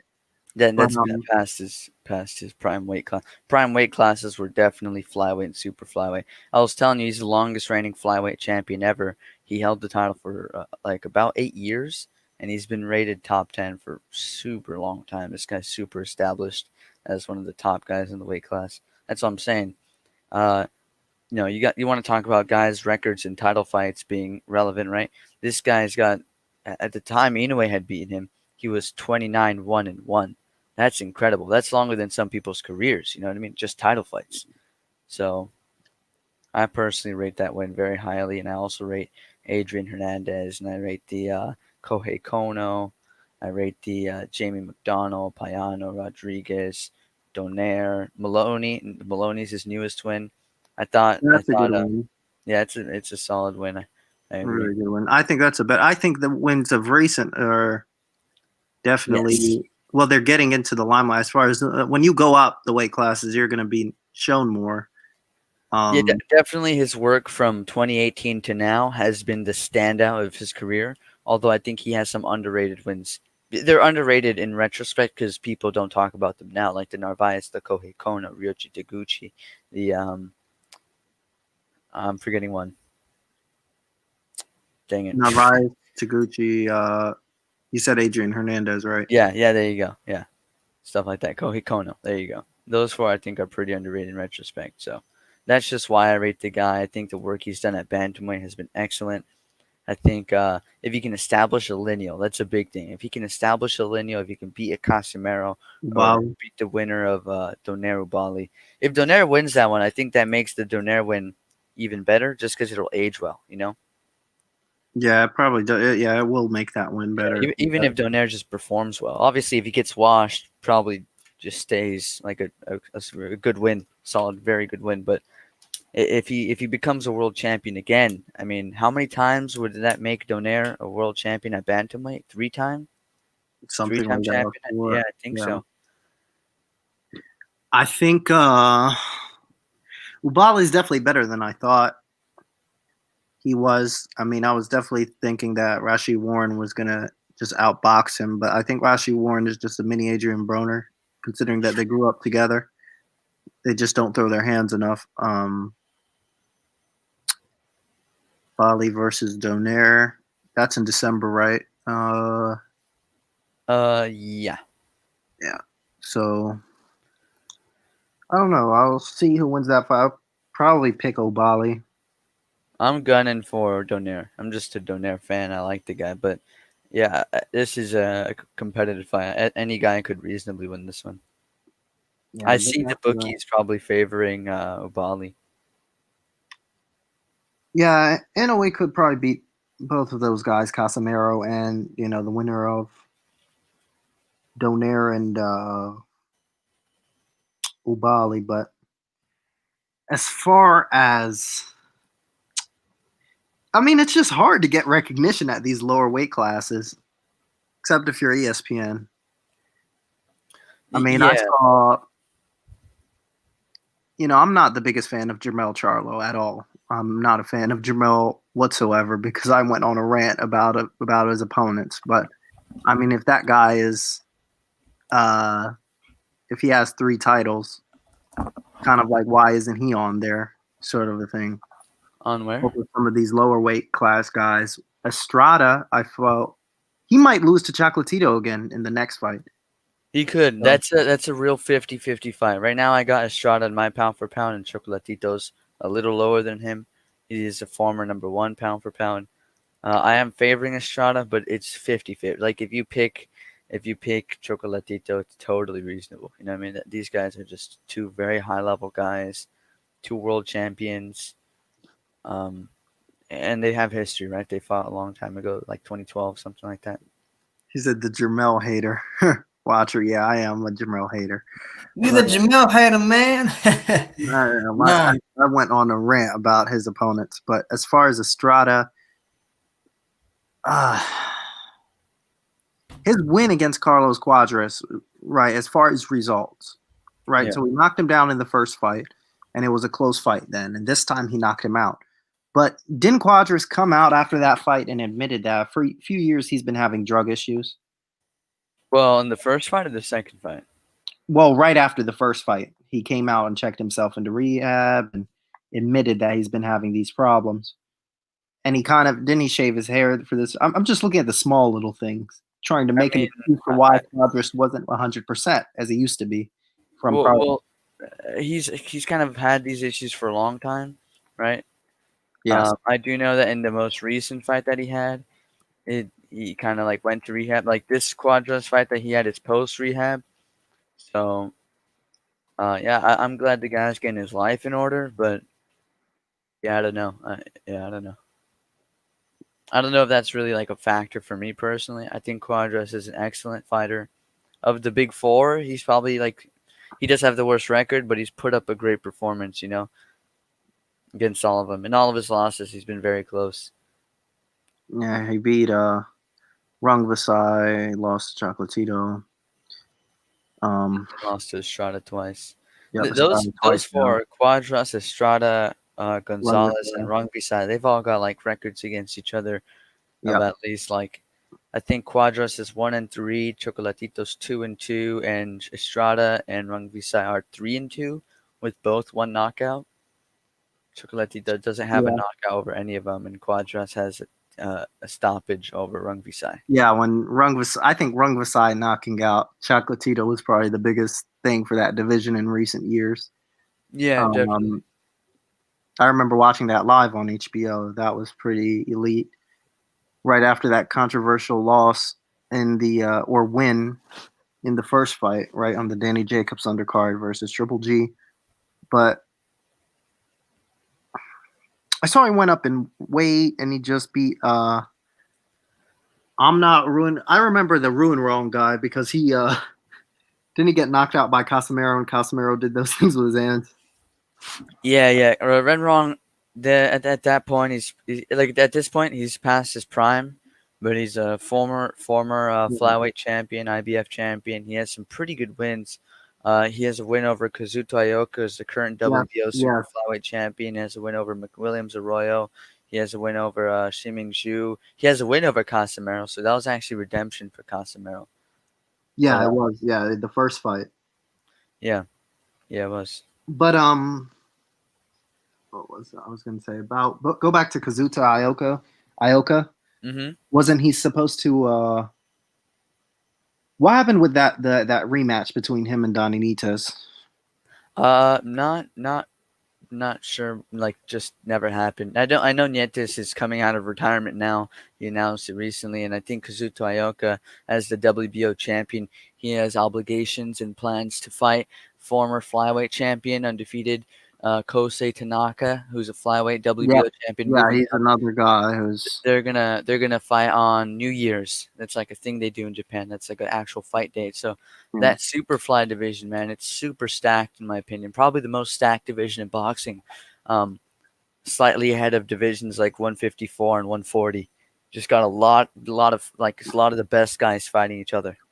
Thing with 154, I guess you might as well hear my rant because I've indicated this or I've alluded to it several times. Yeah, what's your name? What's your name? Yeah, I never call your name. Tyrone. Tyrone? Okay, cool. Yeah. Sorry. But I guess if you have the time for it, a lot of people do say 154 is stacked. 154 is, but it's about the competition level. Now, fighters there, some fighters, I wouldn't say anybody there is a standout. I'll put it like that. This. I will say that, Watcher. I feel Jermel. Oh no, sorry, I was looking at an email. Sorry. Okay. But the problem is the chins. I mean, people are getting dropped, stopped, and put out. If Harrison had a chin, he would have beat Jermel Charlo that second fight. I had him up. I agree.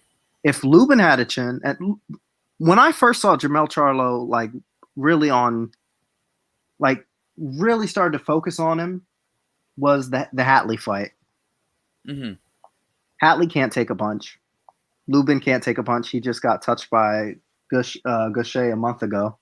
So that's proven now. Even though Lubin is a good operator, there's a lot of guys. Lubin, Harrison, and J-Rock specifically are much better than their chins allow them to be. I can say that. I feel that Castano could Lars passed it. Castano could beat Patrick Teixeira. That's a good fight. I was surprised that Teixeira even beating Adamas. I didn't even think that was going to go down. That was pretty shocking. So he deserved that belt. I know it was interim and they moved him up because Munguia moved up, but him beating Adamas, people don't talk about that. That's a good win. That's an underdog upset. Yeah, that was definitely an upset. It's like people think that he got it from nowhere. But even Teixeira, right? You want to look at his box record? Knocked out by Stevens. Yeah, so I agree with you. I do think it's a stacked division in the sense that all the guys are very competitive with each other, but I can understand what you mean where, like, their talent isn't necessarily, you know what I mean? Like, all these guys have, like, a really good strength and, like, a clear weakness. I can understand the argument. I get it. Yeah. Hey, Watcher, I'm going to switch to my phone if you don't mind, so I'm going to drop out and come right back in. Okay, no problem. No problem. You weren't talking to me. Yeah, it was Lee from watching. Are you still watching? What's his name? Who? Barbershop. No, I'm gonna watch it later, man. I'm just looking at someone put a comment in saying, "I challenge any Wilder fan to rematch this. If you have a rematch clause, why are you asking Fury for a fight and not enforcing your rights in court? Dumbass. The fucking fight has been agreed to the date. There's no need to go to court unless he tries to get out the fight." Yeah. And then he wrote some other shit. I'm just reading it here. Sorry.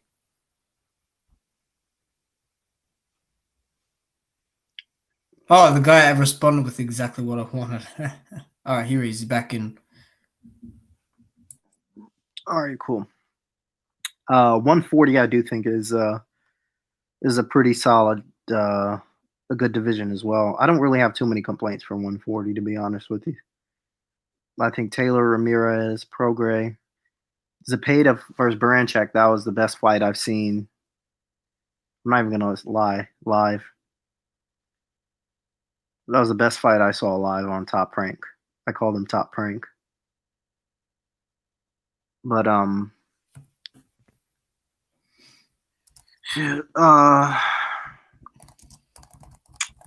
anything else you want to talk about, IBT? You guys probably must have already talked about it, but we had some great fights this weekend. What did you guys think of them? Oh, we can go over it again. Yeah, we can go over it again. No problem. I'm good. I've got time, and everything. Go ahead, man. What do you want to talk about? Which fight? I don't know. I'm sure Watcher wants to talk about the Davis fight. Yeah. That went down the wrong way. Yeah, and it went down the wrong way for Cruz. I mean, he got knocked out badly. I told everyone the uppercut would land. Can't throw right hands just for the sake of throwing right hands. You got to throw it with the purpose, not just to keep someone out there,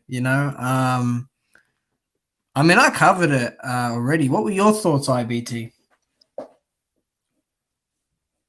I thought it was really entertaining fight. I was actually pretty surprised by the effort Leo was putting up, but I had already predicted round 5 through 7 tank stoppage.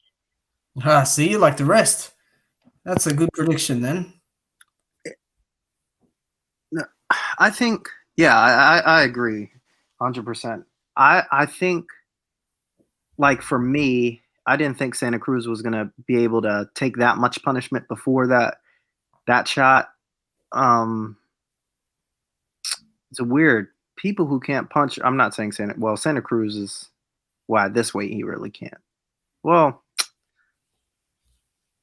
light punchers. I'll put it to you like this: light punchers seem to have concrete heads usually, so they can take a decent amount of shots. Now I know he was folded, but that's probably because he moved up a weight class and the guy who was in there was hitting like a truck. But I thought 48-47 leading to that sixth round was pretty accurate.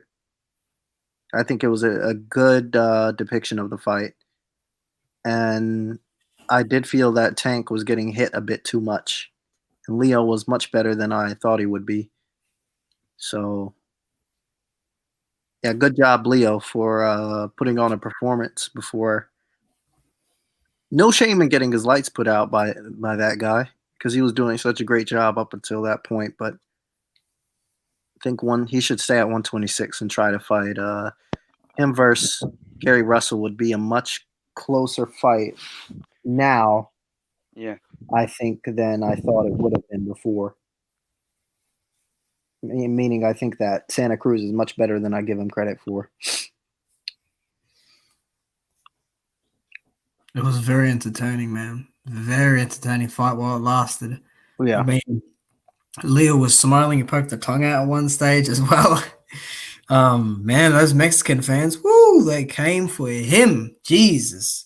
Yep. They were there chanting his name, and they were there, man. They came to watch him fight, and that knockout was just horrendous. Oh my god. The Vaseline, the way it flied off, and oh dude. That was bad. That was really bad. Yeah, it was very brutal. I had it 48-47 for Leo, but there was a swing round. I think it was like third, something like that. Leo did well the first 3 rounds. Tank started to get his timing. The activity dropped a little, and it was I was pretty impressed with his discipline early, but then he let it turn into a dogfight. But he was actually out slugging Tank at parts, but it was just the power differential was far too great. Leo's last time he had power was at 122, 126. He's been a volume puncher, right? At 130 even more so. Definitely not his natural weight. Put up a hell of a fight, but the matchup I always felt that it would be in Tank's favor. I was impressed in a way with how he performed, even though I guess seventh round stoppage, he got stopped in the sixth. He demonstrated a lot of heart, like we knew he had. So I hope his stock doesn't really drop because of this, because he did genuinely try. But yeah, Tank very impressive, especially just that last sequence. If you want to analyze it, right? Leo's hurt, his back's against the ropes. Throws the right hand very quick and straight, lands on Tank, makes him think for a second, throws the second right hand after he waits a little bit. He kind of half catches, half goes through, and then Tank sees him loading up the third right hand in a row. And at this point, Leo's probably just thinking like, oh, it's working, let me keep throwing it. But Tank had already seen the timing twice just in a row. So now he slips to the left, hits him with the uppercut. That's the punch I thought would take him out. And it did. I mean, especially because he was the southpaw. That was just, picture perfect uppercut. Would knockout of the year contender. Yeah, definitely. Yeah, what was I gonna say? Yeah, definitely knockout of the year contender. I still have the Zepeda one for me. Yeah, me too. I think there was the Povetkin Dillian White, the Zepeda Baranchik, Yeah. and now this one. Although I think Zepeda Baranchik still just the drama of the fight as well as the aesthetic of the knockout, just the way he, like, slowly bent over, crumbled backward, like that's a little. And his right hand was just up. Over. Yeah, it was just up and over. And he was just out, I think, longer than Leo was. He was out longer than all those guys were. Yeah. So, that was the best fight I saw live, honestly. I stopped calling them Top Rank for a week. I called them Top Rank again for that week because of that fight. And I didn't want to miss that fight because I felt it was going to be it was secretly going to be a good, an underrated event. fight, and it was. Yeah, I thought it was 50-50 going into the fight, and I was really surprised seeing it was it was scheduled for 10 rounds instead of 12, considering Yep. those are both top 6 guys, right? I can confidently say Yeah. both those guys are top 6.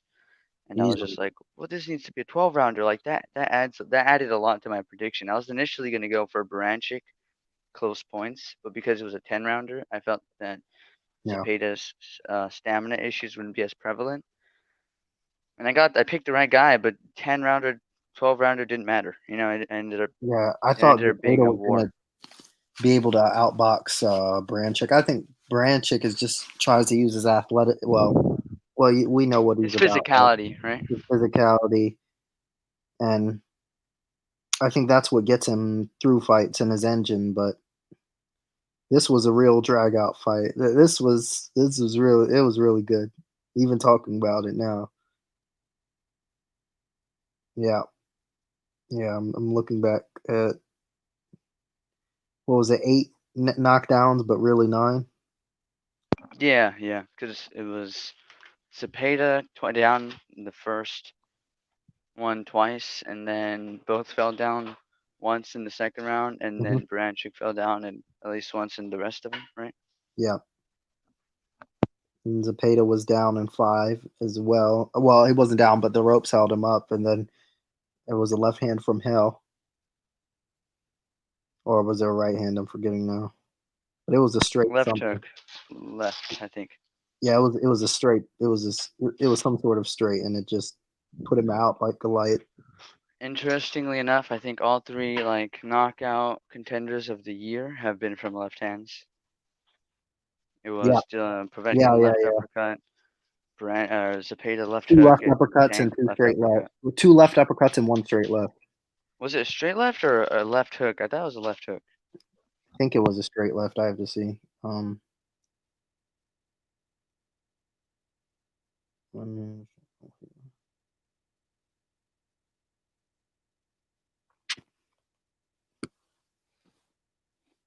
let's see now.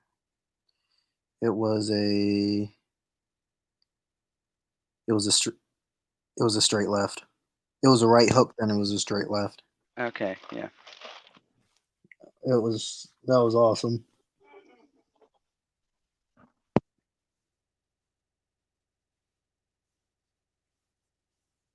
Anyways, what'd you guys think of the Usyk Chisora fight? I think if Chisora had more of a gas tank, we probably would have seen a different outcome. I mean, it's pretty obvious. I don't think Usyk doesn't like physicality at all, and he does often look to the ref for help. But I think he just doesn't have enough power to keep the bigger guys off of him. I think he was doing a very solid job boxing, but I think it was more of what Chisora couldn't do physically than what Usyk was really doing. What do you Yeah. think? Yeah, first like 4 rounds, I had Chisora up just because he was doing very well. He was Okay. staying on top of him, made Usyk look like he didn't want to be there. He was looking to the ref. I did notice that. Yeah. I don't think he did win the fight clearly to me, although it was pretty competitive, more competitive than I had initially anticipated. And yeah, he performed well when he did, but there were definitely moments that make me question him against some of the elite heavyweights, right? That like if Chisora, in my opinion, is one of the strongest heavyweights, like not punching power, but just right? Hmm. Physicality, one of the strongest guys. But I think there is a guy who is stronger than him physically, and that's AJ. And AJ is also taller than him, and AJ is also more skilled than him, and AJ has also demonstrated in his most recent fight, better stamina, right? And he's also longer than Usyk, and Usyk seems to box like he's the taller guy. And in this fight, he could, but even then, Chisora was landing some sneaky jabs every once in a while when he was bending down at the waist and throwing like a diagonal. It was like an uppercut jab kind of thing. You know what I'm talking about? It was like a Hmm. straight jab, but it was from an off angle. And I think that if he can get caught by punches like that, then he can get caught by just someone who's straight up longer, right? AJ's longer, Fury's longer, Wilder's longer. The guys I think he will see success against, I think this is his general level in the division. Reese, Dillian White, Alexander Povetkin, right? These guys, Luis Ortiz, these are going to be great boxing matches because they're also closer to him in size. But the big guys, the super heavyweights, I think they beat him. I think if he fights AJ next, I have to favor AJ, possibly by stoppage late, just because I think the punches will be too much eventually. But he's still a solid performance, and Chisora showed tremendous heart, and he basically created a game plan or a general blueprint to see what makes Usyk uncomfortable. Hmm. That's a very good breakdown, man. That's very good. Me and Tyrone were discussing this before, and we were talking about the like now what for Usyk, at heavyweight, and the the physical matchup alone is a lot, like for Usyk and AJ, but I mean the skill set of AJ has improved because that Ruiz fight. I know people like Michael and Loz, they don't like that AJ supposedly ran around the ring. I didn't see it that way. That's another layer he has now.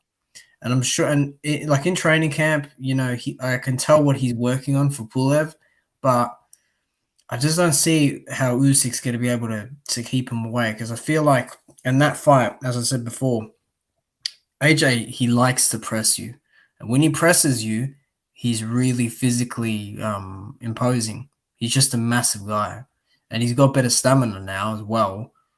He's not, lifting as much. He's not trying to, bulk up to that ridiculous size. He's a bit more lean now. He's leveled his body out. So, and with Tyson Fury, who knows what happens in that fight? I think Dillian White. I think Usyk versus White is an easier matchup for Usyk than Usyk Chisora because Dillian is going to try box Usyk, whereas Chisora just went at him like a raging bull. So, yeah. Yeah, And I Povetkin, get your. I think Usyk beats Povetkin. I think he definitely Yeah, can. You know what I think it is? It's the stamina issues. He has actually a height and reach advantage in that fight.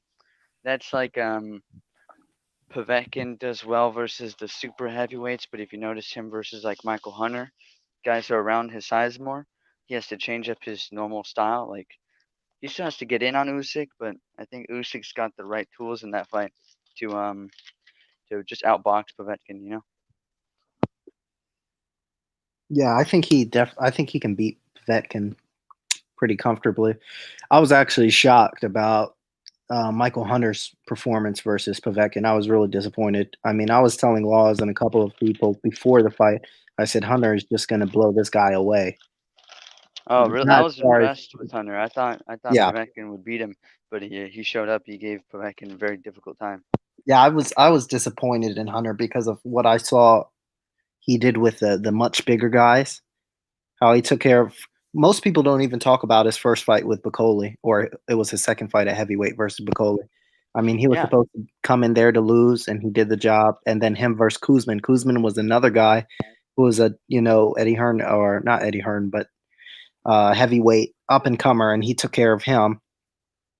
So he was on a roll. I really thought that Povetkin was over the hill and that he was just really going to do even better. But I felt he did win the fight. It was kind of hard done by, but that's yeah. I what he had did. it 7-5 or a draw. I didn't see Povetkin winning, but a draw No, is fair. It was fair just because Hunter displayed stamina issues, and that's when he allowed the he older allowed veteran the to old recover. man. Right? Yeah, Yeah, he was old man yeah. during the But fight. but I don't wanna get off topic too much, but just to talk about Povetkin a little bit. Um, I don't want to ask you guys predictions on that fight or anything, but the heavyweight landscape right now I think is more interesting than it has been in a long time. We've got undisputed cruiserweight champion going up. We have some upsets happening. We have some prospects getting more defining fights, possibly breaking their way into title contention, right? Um, what do you guys make of the division at the moment? Um, the division. All the fighters, I feel, there's no dominant force, and there's too much of a gap between the lower level fighters and the all stars. And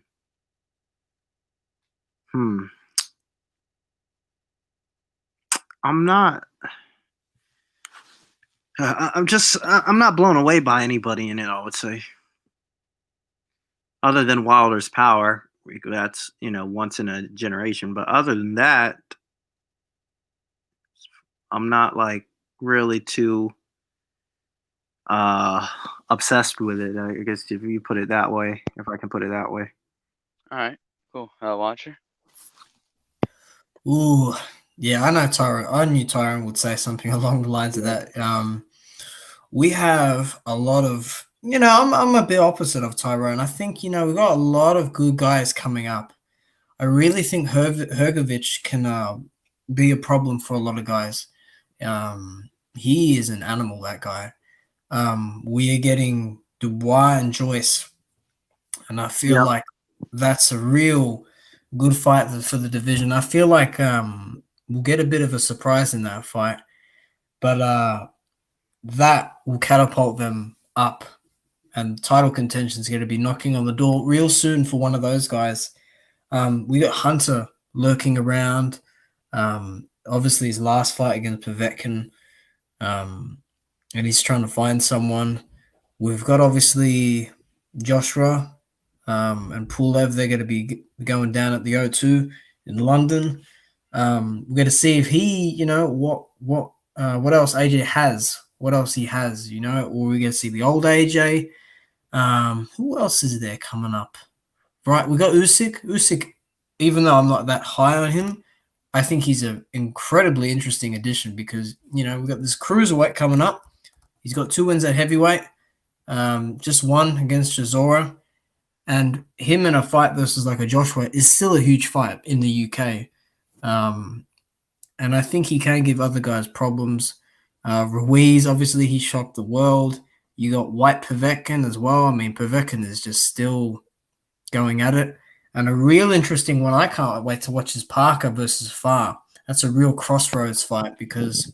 When is this, by the way? I think it's in December, right? Yeah, December. I believe so, yes.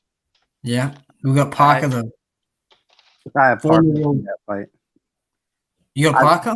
I've seen Farr fight. He did get dropped by that journeyman in the 4th round. I'm forgetting the name. Was it Avery Gibson or some other guy? Jonathan something. I think it was Gibson. I could be wrong. I swear it was, but I think Parker. But yeah, that's a great fight, that one as well. There's a lot of interesting fights. And then you've obviously got the one in December. Which, Dominic Quinn. That was we have a lot of bums here that are pretty good journeymen. Not over here, man. All of them. We have a lot of heavyweight journeymen here. Devin Vargas, Dominic Quinn. Devin Vargas, who was on the Olympic team, by the way. Yeah. Jesus. Dominic Quinn, Devin Vargas, Avery Gibson. I mean, the list goes on. Let me. Where are you from, man? Well, I'm from Maryland. Oh, okay. Oh, okay, cool. What about you? Yeah, I'm from California. Oh, okay. So what's it? 6 o'clock. Almost. Yeah, 7. Right about to become trying to. Jesus, it's just gonna turn 7 right now. Wait, 7. Are there 2? Wait. Oh wait, no.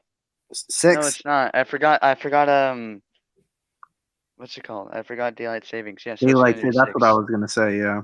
Yeah, it's gonna be 6. You're right. I want to see Oscar Rivas come back.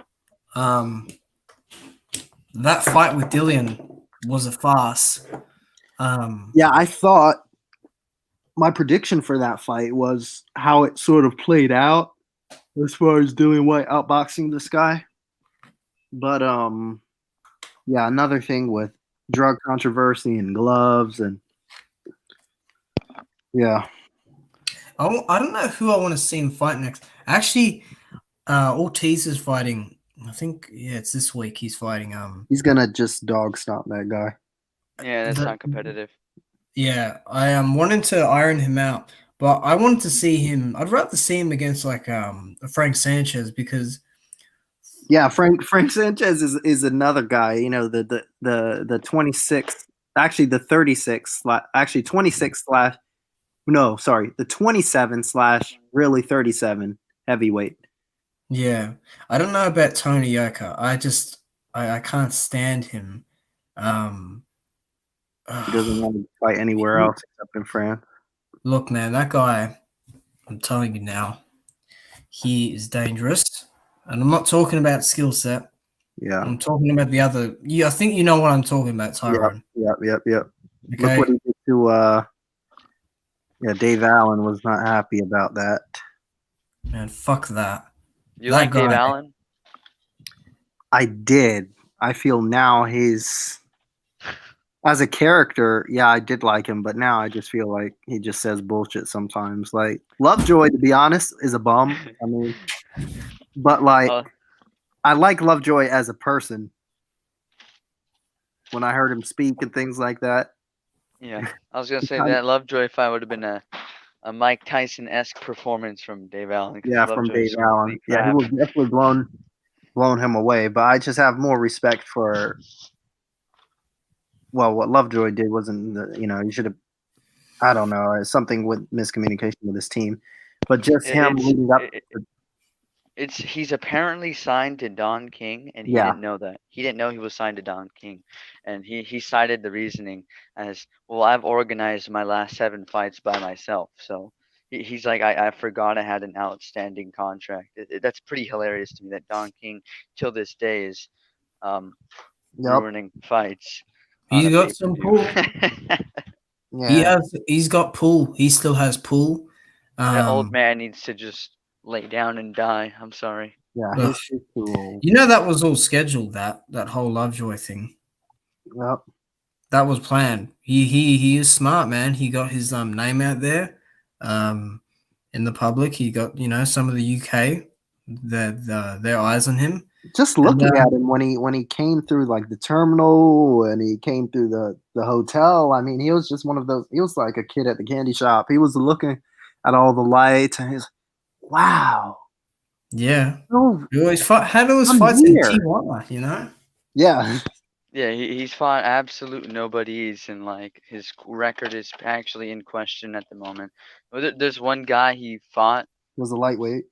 Yeah, one guy he fought was a lightweight, and there's another fight where the guy is a debutant and never fought afterwards. And if you look at that guy's box rec photo, it just looks like him at a different angle, and like a hoodie on or something. It's pretty funny. That whole series has been very entertaining to watch. Not the Yeah. fight though. That fight would have been terrible. No, yeah, would have been. What's another division? I guess we can talk about. What do you guys think of the Camboso Selby fight? I think Selby did enough to win there. I think Cambosis was missing all night, but I did feel it was close because of the pressure that he was putting on. But I thought Selby did enough. What do you think? Yeah, I thought Cambosos won, but Oh, okay. maybe I thought he won because I was fighting the commentary. The commentary were like Yeah, they were all. Yeah, they were too they much could have Selby. they could have sworn it was 119, Yeah, 109 or whatever. They were just but Cambosis for me is definitely not a top 135. he's probably like in the top 15ish, like Yeah, that 10 through 15, maybe he's there. you Yeah, put him at 10. I don't know. I think he's a solid guy, but I don't think he beats any of the champions. no, Oh, there's only definitely. 2 right now, but I don't think he beats Teofimo or Haney or Lomachenko or Ryan Garcia or you know what I mean? Who do you think would? I think that I think Tank is probably number one at the division. 135? Well, right now it's Lopez. But as far Yeah. as if he were to fight Lopez, I think he'd beat Lopez. Oh no, I think Lopez all think Lopez's style and his ability is all wrong for Tank. Honestly, I think Tank should. The Tank I saw fight this Saturday, if he can just stay at 130. I mean, think about it. He's a 3-time champion at the division. Yeah, I would like him to work at 130 first. Yeah. I want him to do more work at 130. He could legit be like just a really, really good 130 pounder. Like I'm talking all time, right? Let's say he has the rest of his career there. Maybe he has some fights at lightweight, but let's say he unifies, or let's say he loses and then he becomes a champion after unify. Like he's already a 3-time champion. He could technically be a 4-time champion or a unified champion. And let me ask you guys, when was the last time the 130-pound division has had a unification? What Has it fight? ever had What a year? well, the unification, last time it had a unification, geez.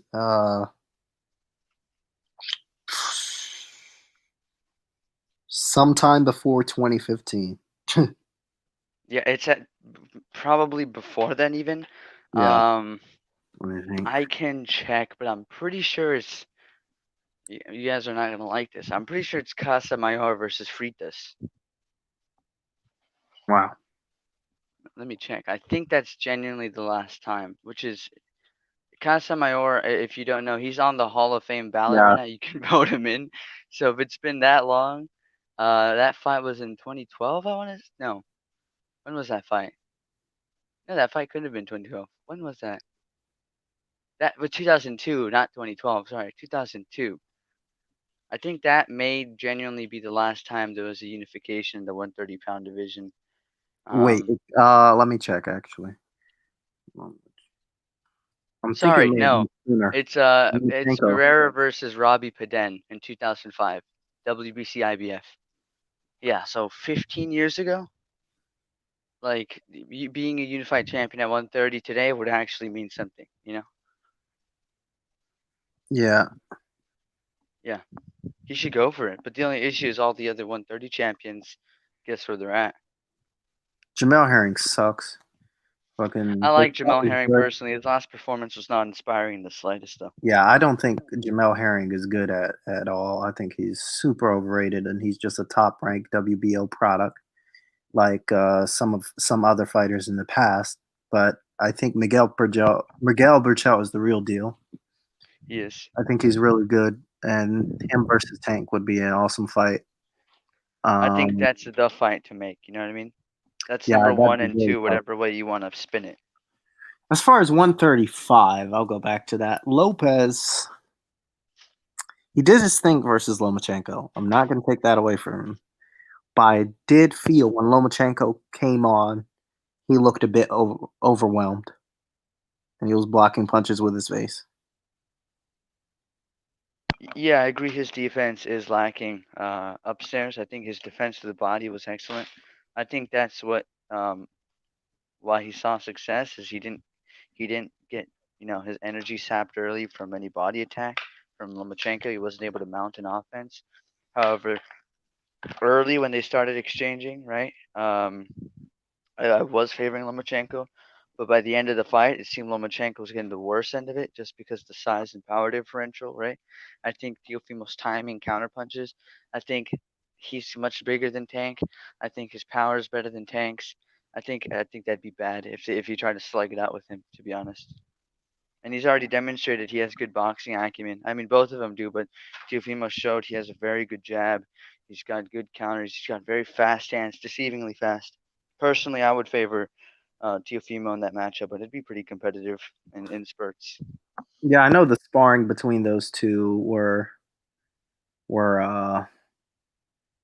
probably like 4 years ago, 5 years ago, when Lopez was 17 or 18 years old, but Hmm. he couldn't really do anything with Tank back then. And physically, not much has changed. Physically, he's definitely way more seasoned. He's definitely a much better fighter. You can't compare for 5 years ago. But I think Tank has some of that. Some of the stuff Tank does is nuanced, right? As far as his foot play, just the way he works the ring, and then his athleticism when it comes to his defense. I think his defense is better than Lopez's, mostly because of his athleticism. Same with Lopez, but I think Tank is just a bit more explosive. Not a bit more. I think he's a decent amount more explosive. Faster as well. But Lopez has the reach. But I don't know if he sees enough to know how to use it against Tank. Haney, I don't think Haney is as good as Lopez. I think Haney is an Haney, Lopez, Garcia. These guys, they're all around. You said you're in college, right? Yeah. Wait, so if you don't mind me asking, you're anywhere from 20 to 22, right? So we're probably the same age group. Generally. So I don't know. I feel our people our age like do a lot of talking. So it's some of these other, like definitely Ryan Garcia. Like it's time for like Ryan Garcia to back it up. I don't think Ryan Garcia and Haney specifically are as good as some people make them out to be. Lopez has proved it, but I think he has a ceiling as well. I don't know. I think the only thing to do is to make the fights happen. I'm kind of redundant, but Listen, Yeah, I agree with you. I know what you mean. I definitely like one of the reasons why I'm so high on Teofimo is I thought Lomachenko would beat him, and I just yeah. saw a lot of new things that he hadn't demonstrated as a pro before. You know what I mean? He Mhm. backed up his word. He talked all that crap. I was expecting him to lose, but I was fine with that, right? If he was competitive, I was happy with that. So you should have seen my face when round 6 was over and I had the score 6-0. You know what I mean? Mhm. Yeah, I agree with you 100%. That's why I'm much higher on Tank and Teofimo than I am on Ryan Garcia and Haney. Just because those guys, they've got so much, they can talk big game, but thus far they haven't proved it. Right now, the guys even fought a solid top 15 fighter, and Devin Haney's supposed to be number 2, number 3 in the division. He's never even fought a top 15 guy. I feel like a lot of the hype, a lot of it's based on eye test against lower opposition than is expected of most elite caliber champions. Especially since Devin Haney didn't actually beat a champion to gain his title. He was elevated from interim. Yeah, definitely. I think Haney. My big thing was Haney with Haney was one of the fights that I saw him fight on Showbox. That's what just made me hit the big X button in the right corner on Devin Haney. He fought that guy from South Africa, that Zolasani Nogeni, whatever his name was, who's lost recently, by the way. And the way I saw him fight him on the inside was really crude. So for me, I don't think Haney is an inside fighter at all. And if you're supposed to be this pound for pound, you know, next up and coming superstar, you should have all great aspects. hmm hmm And So I'm I not don't. even saying that they have to demonstrate they're complete fighters right now, right? Yeah, Like for they have example, I to think put the work in as yeah, far as they're gonna resume. develop to that point. Like I think Shakur is probably one of the more naturally talented of all those guys. Yeah. And whether it's not natural talent, it's a technical skill, right? Maybe that's what I should use. He's the most technical out of those guys, but Hmm. he doesn't have what Ryan, Tank, and Teofimo have. His power, right? His power's Yeah. lacking. He's not as big as the other guys. So they're all gonna have their different struggles. But with Haney, I don't know. I don't necessarily see that big wow factor. Like he doesn't have No, me neither. tremendous technical skill. He doesn't have a tremendous chin. Doesn't have tremendous like nothing about him really like stands out to me. He's just like pretty decent overall. I think sometimes his technique is exacerbated by a lot of people. I very very rarely see him use hand feints, Yeah. which I think is important at a higher level. He does use shoulder feints, but I feel like it's a little. I don't know. I feel like the lack of active guard sometimes is hurtful.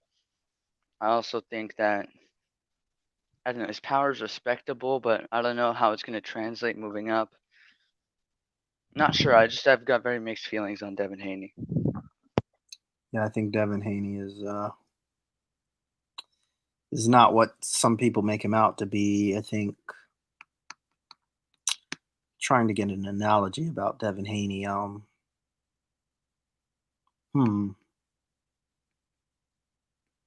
It's kind of like, I know I did a MATLAB analogy with a watcher the other day, but trying to think here. Yeah, speaking of that watcher, where have you been, man? What are your thoughts on this? Sorry, I just wanted to do something. What on Devin Haney? Sure, yeah. What? Just before I start that, what analogy are you talking about, Tyrone? I don't remember. I did an analogy about what was it? With the whole Wilder thing. I said if I'm coding in MATLAB for my class and I see that the practice exam has a solution, right, and I'm not getting the right answer, Yeah. then I have to start debugging, right? Yeah. So I'm trying Yeah, I to remember. for Haney. Devin Haney. Oh boy. This I damn just ball fight does not, it does not put wind in my sails. no, same. I mean, I just see someone who's trying Yeah, to desperately be like Floyd Mayweather. yeah. And it's so noticeable. Like you can see it in the movement. You can Even his team. Who's that dickhead that they have on there? Church? I don't This know. is not the 60s. Like, how do you have a professional hype man? They call him Lord. Because he needs that. He's not very I mean, I don't know if the boy is confident in himself, he's a lot of mistakes, he squares up sometimes where when he tries to avoid a punch, like when he rolls under, he squares up badly, like just does the split sometimes. I'm not saying he's crap. I'm just saying like I don't see him doing very well against. I think he beats Garcia. I think he beats Ryan Garcia. But then again, that one could go the other way as well. This whole leaving his jaw open. I mean, I even heard the commentators talking about it. Like, dude, you got to close your jaw when you are punching. Stop leaving it open because you're gonna get a freaking broken jaw if you get hit. Yeah. You know who's the worst at that? Who you said Charlie Edwards. That was that. Oh no, that guy. He's the Ish guy. Ish. Yeah. Jesus Christ. And then he got beat up by Martinez. And literally, how do you put the belt on him and then take it away from him and give it to the other guy in the ring? Yeah, because it was a no contest because he hit him when he was down. But I think it was a load of BS. They're just trying to save face. Charlie Edwards. Yeah, Charlie Edwards. I'm not high on Edwards at I all. was shocked that he beat Rosales. Because when Rosales beat Higa, well, Higa just went life and death with somebody recently the other day. But he's coming out of retirement, to be fair. Yeah. Right? Exactly. Yeah, he just retired right after the Rosales fight. I thought Rosales was going to destroy Charlie Edwards, probably because I saw what he did to Patty Barnes, but Patty Barnes was one of those guys who he couldn't translate his success from the amateurs into the pros, and he retired recently as well. But the fact that Edwards beat Rosales, I was like, wow, okay. And then him versus Martinez. He didn't want that fight again, so he moved up. But I think I went off topic. No, I went off topic. I brought it up. Oh yeah. Yeah, I mean, yeah.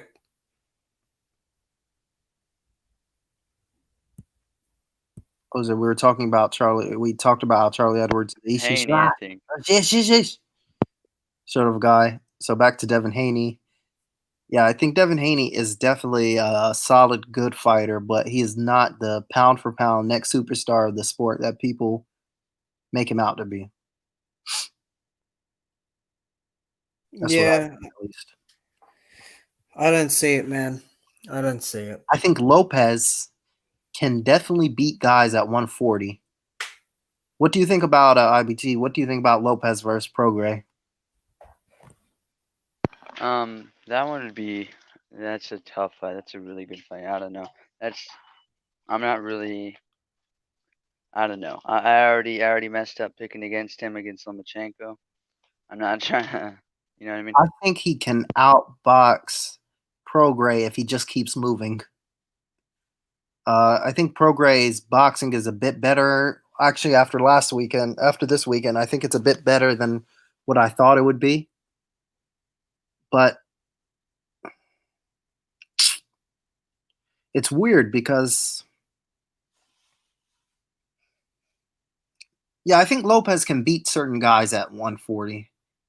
I don't know if he can translate to 147. Depends on the opponent. Yeah, I think 147 he'd be undersized. Yeah, at 147, that remains to be seen, right? He's still he's like 23. He could get bigger as he gets Yeah, he older, could. but as of right now, I think that's still a little tough tall order. I'm just trying to extrapolate here. What else was I thinking about? Oh, Ryan Garcia versus Luke Campbell.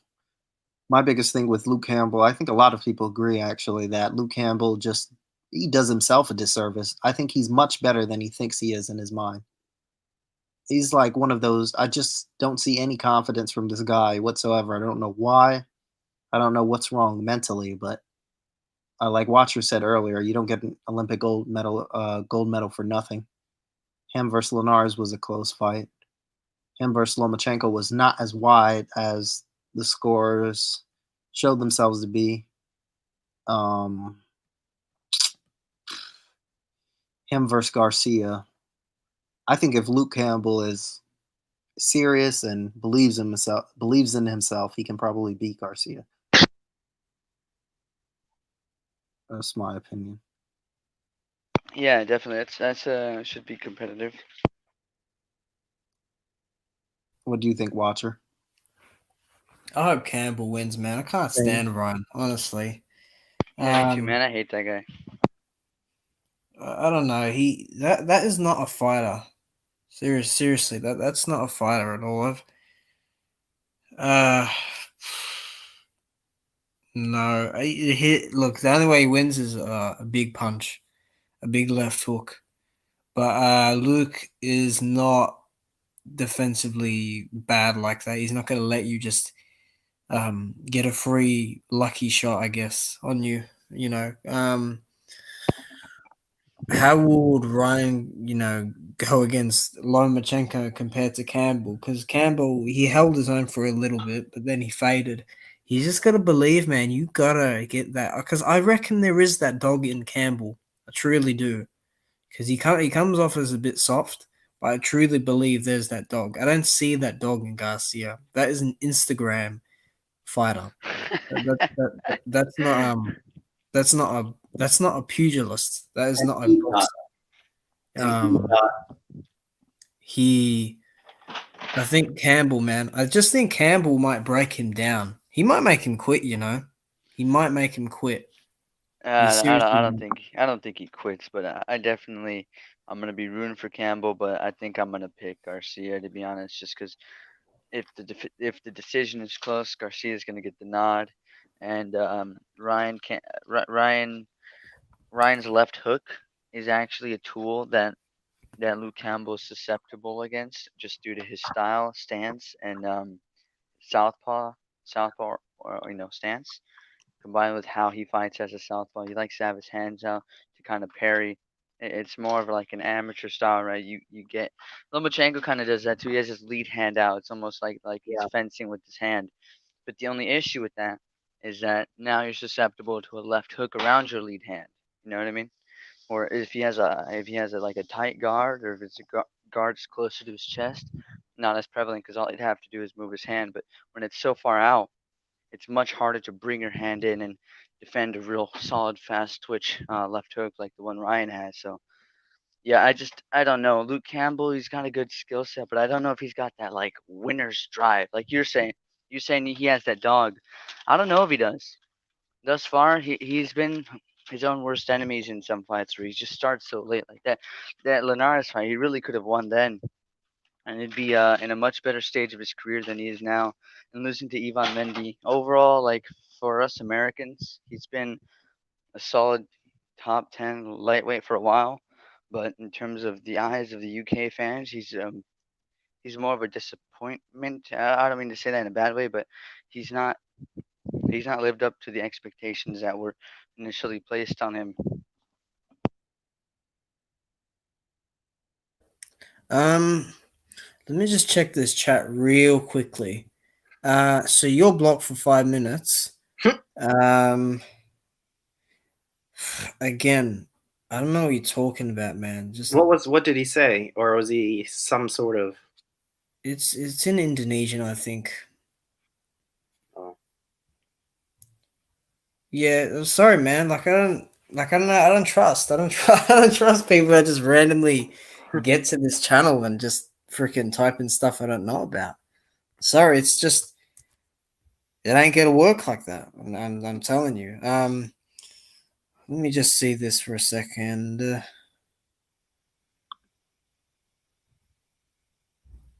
Yeah, it should be a good fight though. That Campbell one. Again, I want Campbell to win. Yeah. I do. I do Yeah, want him to win. Yeah, like I said, I'm rooting for Campbell, but I do think Ryan's gonna get the dub on that one.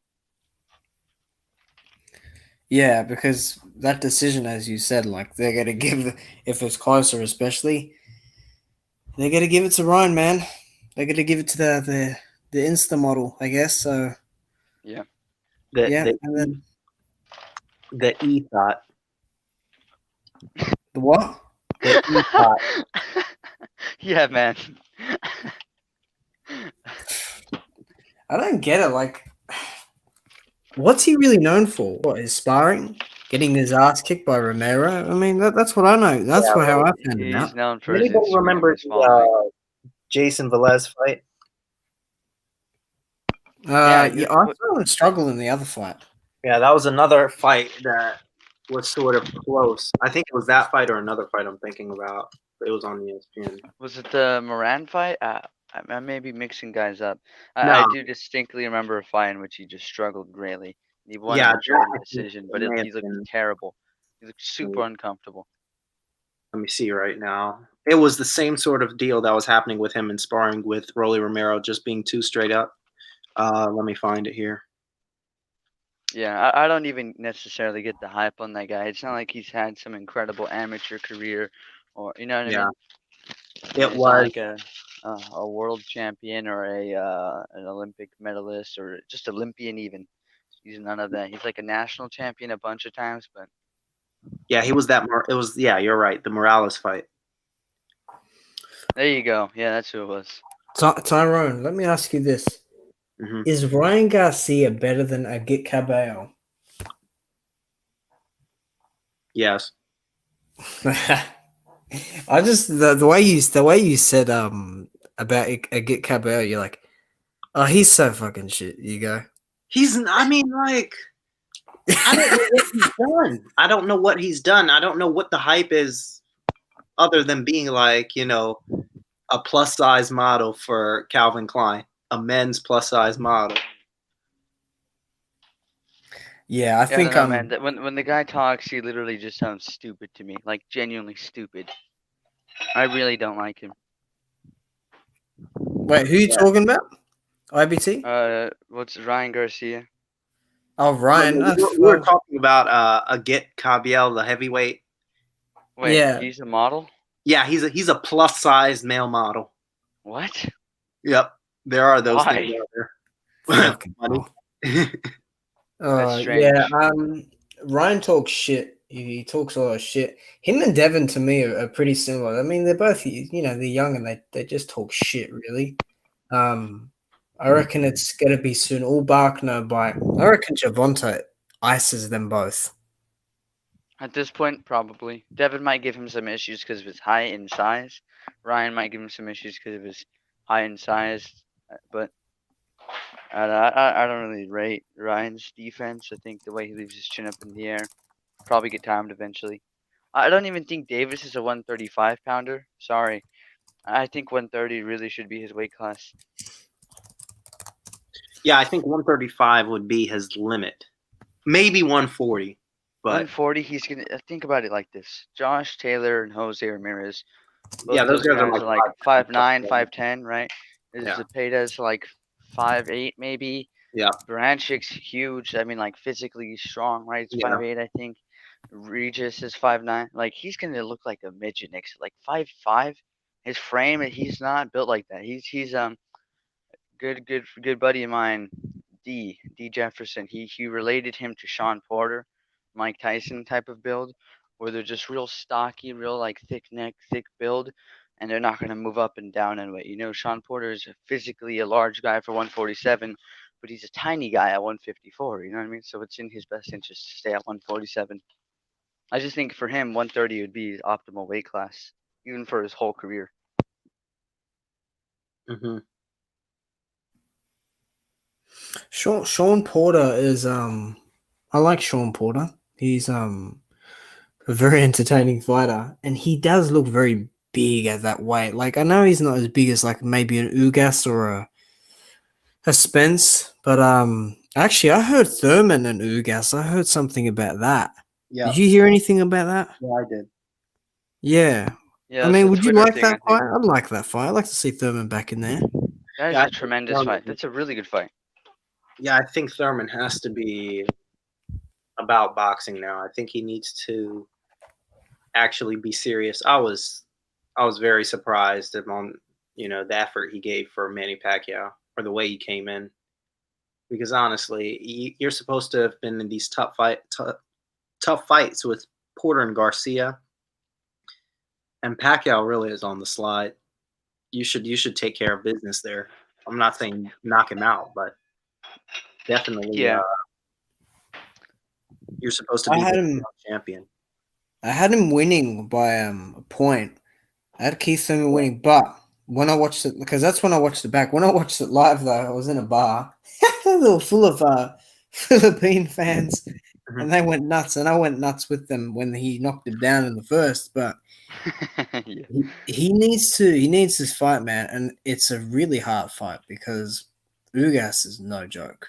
That's a much That harder fight than the Pacquiao fight, I think. Yeah, I mean, he is a big dude. He can box pretty well, and he doesn't really like to take a step back either. And if he can force Thurman into that firefight, he could probably do damage on the inside because we know Thurman. He's not that he doesn't like it to the body, you know. hmm Um, so He's yeah, really good at being hurt to the body and recovering. You know what I mean? Like he doesn't get hurt and drop on the floor and like roll around. Like yeah, it's very visible that he gets hurt, but he recovers well. So yeah. that's He's that's the only smart, plus about that. Yeah, he's very smart about when he's hurt. He knows what to do. I just man, the fight I want there is obviously the Crawford fight with Errol. Everyone wants that, but there's something about Thurman and Spence. I like that one. Am I weird for like I used to really like my most anticipated fight was easily Spence Crawford. But at this point there's like 5 fights that I care about more. Like I understand they're marinating the fight, but I don't even think they're doing a good job marinating it. And I don't know, I'm getting kind of tired of it.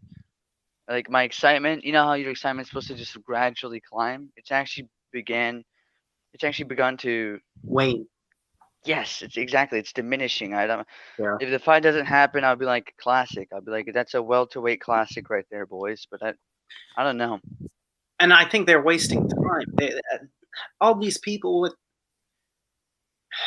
they're just they're the problem with boxing today is everybody wants to hold out for a big payday. Like they swear that'll come down the line.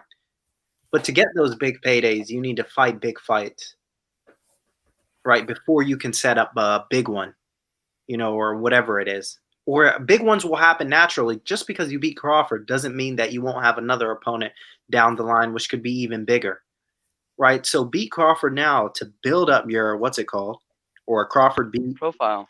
Spence, or you build up your profile and then move on. But what they're doing now, especially Top Rank, or I mean PBC as well, because I don't think I think Garcia Spence is a best fight the best fight. Yes, it is. But we're getting into that Thurman, Porter, Garcia, Spence roundabout. That just kind of makes me switch off a little bit, you know? Yeah, I don't mind. Like, not every fight has to be number 1 versus number 2, number 1 versus number 2. You know what I mean? Although those are Yeah. really nice, I'm good with the number 2 versus number 7 and number 3 versus number 1. Like Inoue Maloney is a good matchup to me. Zepeda Barancic's a good matchup to me, right? That's very Dillian good. White Povetkin. Neither of those guys are champions or even been full world champions. That's a good fight to me. Just it doesn't have to be the best versus the second best. It's just generally best versus best, right? The top guys versus the top guys. Yeah. So I'm not really like Danny Garcia Spence. I think it's a good matchup, but at this point, it's like those two should just fight, and then kind of like where Keith Thurman is right now. If you lose, you're still in the discussion. Like it's not a big deal. I don't think anyone's saying, "Oh no, Thurman, you can't get a fight." No, you can't. You lost once. You can't. You're done. Like you know what I mean? Yeah. Thurman's probably still the number 4 or 5 welterweight, depending on where you put him.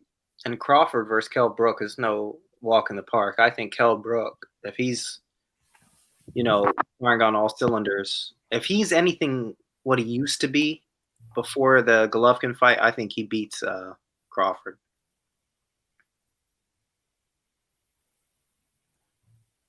The only issue is it's a big if, right? I don't think so. Yeah, if he's at, if he's like how he used to be, but if he isn't, then it's over with. Yeah. I think the thing that's going to stop Crawford at this level is the size and physicality of guys. I mean, you can't move up from 135 to 147 and not get some sort of a drawback. Yeah. Although I don't think he's a natural 135 pounder, I also don't think he's a natural 147 pounder. He's more of a 140 guy. Yeah, 140 I think would be his. Like Garcia. Garcia's worked his way up to be physically sort of at 147, but I still think that his best work was definitely at 140. I think he is a 147 pounder, but I understand what you're talking about there. The Matisse fight for me was really impressive. Mm-hmm. So Matisse was killing everybody before. I mean, he did have a split with Judah, but Judah is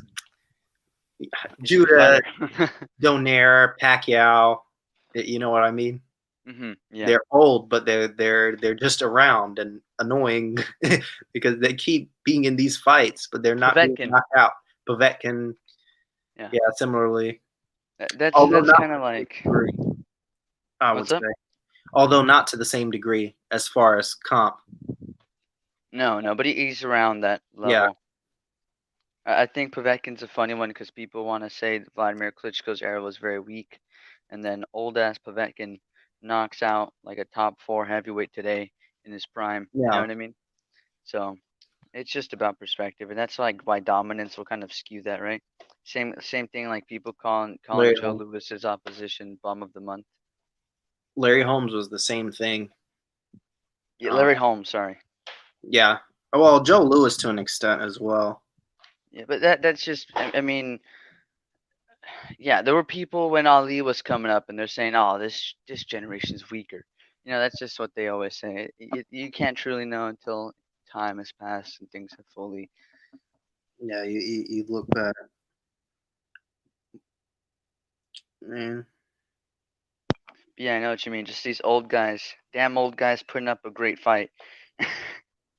I mean, Bernard Hopkins was probably the epitome of that a couple years ago. Mm-hmm. I mean, he was just, who was it, John Pascal? I know he didn't really do much against Kovalev, but for him to still work at light heavyweight.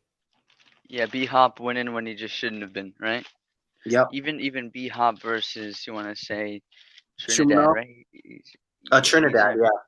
Yeah, he's already. I mean, B-Hop didn't really have a prime. You know what I mean? No, because he came into the sport so late. Yeah, he just had prime performances. Started the sport after his prime. Yeah. Yeah. Well, supposedly, right? I mean, let me. I think he turned pro at like 25. That's what I want to say, but it could have been later than that because he was in jail. Let me see here. 1988. No, 23. Okay. Okay, so he started in his prime. Sort of. He started. Well, the thing is, he started boxing late, right? So his prime. Physically in his prime, but his boxing. Yeah. Yeah. Go ahead. Yeah, I was just gonna say that. Just Yeah, he physically didn't. prime and skill prime were different. Didn't match up. Right. Yeah, because he lost to Roy Jones early, and then of course he lost his first pro fight. But then he Kind of just similar to I want to say like Mike Tyson and Vargas, Mike Tyson and Fernando Vargas. Both those guys' prime were earlier in their career than their Yeah. quote unquote physical prime. You know what I mean? yeah. Those were the opposite case, right? They started younger. I think. Well, I don't know about Vargas. When did Vargas start? Vargas, he'd been boxing for like since he was young and stuff. But the point was, people's physical prime tends to be like their like 26 or 27 through like their 30s, right? To like 32. Yeah. Well, their prime now is kind of longer just because of like how boxing works now and like the Yeah. advancement of the sport. But it's generally late 20s, early 30s, and those guys peaked in their early 20s. Yep. Yeah. It's like their boxing skill didn't meet up with their physical capability because they started either too early or too late. Yeah, exactly. What do you think, Watcher? Which one was this for? I don't even know at this point. I think we were just talking about like old people in the sport. Oh yeah. George Foreman is one that just came to mind right now. I was watching him versus Ali the other day when he was in his first career. Man, that's something special to watch. But when he came back against Holyfield, that was Yeah, his skill. he took so many punches to the head in that fight. It was ridiculous. I thought, geez, how are you standing up to this? But obviously came back against Michael Mora and he laid him out badly. Bernard Hopkins is really he's freaking inspirational. Like he did so much, I remember when Larry Merchant was like having a go at him saying, no one wants to see you fight junior middleweights, and Bernard's like, he's like, Larry, stop being ignorant, you guys. And he was a true champion, Bernard. I would have loved to have seen him a younger version of Bernard, a younger version of damn, my mute went off. A younger version of Bernard against Kovalev. I also would have liked to have seen Bernard Hopkins versus Adonis Stevenson. I think that would have been good because that's obviously I'm talking about light heavyweight. And as he got older, but even his skill set, I love that. I just liked that the way he boxed. I liked how sometimes he had little output, but he was able to just circle and then kind of be in and out and land the jab and the lead hook and clinch, and he was so experienced in there, and obviously some of his fights didn't go too well with the second Roy Jones fight. That was a bit of a mess, him crying about the back of the head stuff and kind of diving down and then throwing after the bell. And then I think his last fight was Joe Smith Jr., where he got knocked out the ring, and you can hear the bang, you can hear the boom, and on the floor, and he's like getting the count of 20, and then after he's like, he fucking pushed me out the ring. I was frustrating him, so he pushed me. I'm like, nah, dude, you got hit with a big combination, a bomb, yeah, and you got knocked out. I mean, look what Joe Smith Jr. did to Alvarez. That was crazy. I was impressed with that. Yeah, I was really impressed with that fight. That was the only time that I actually liked the commentating for that fight. Yeah. On Top Rank. Yeah, I guess it only happens when there's two Top Rank top ranked fighters. But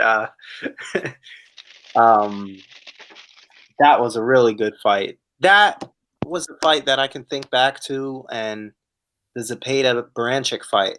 Those two fights went under the radar, I felt, but they were much better than people thought they were going to be. Sort of.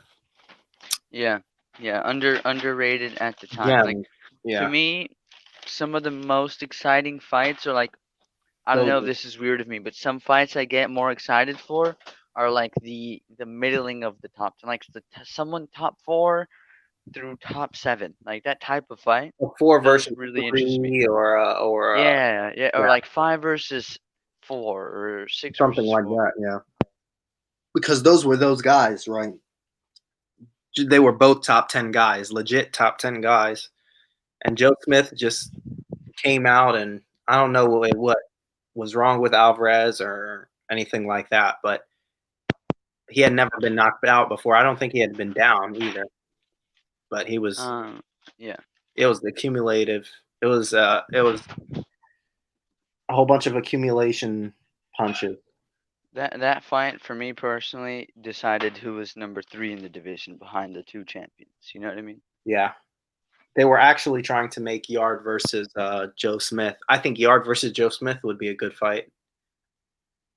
I think that's all wrong for Yard. I think that's a terrible fight for Yard. That's a great fight to watch, but I think Yard just gets bodied, to be honest.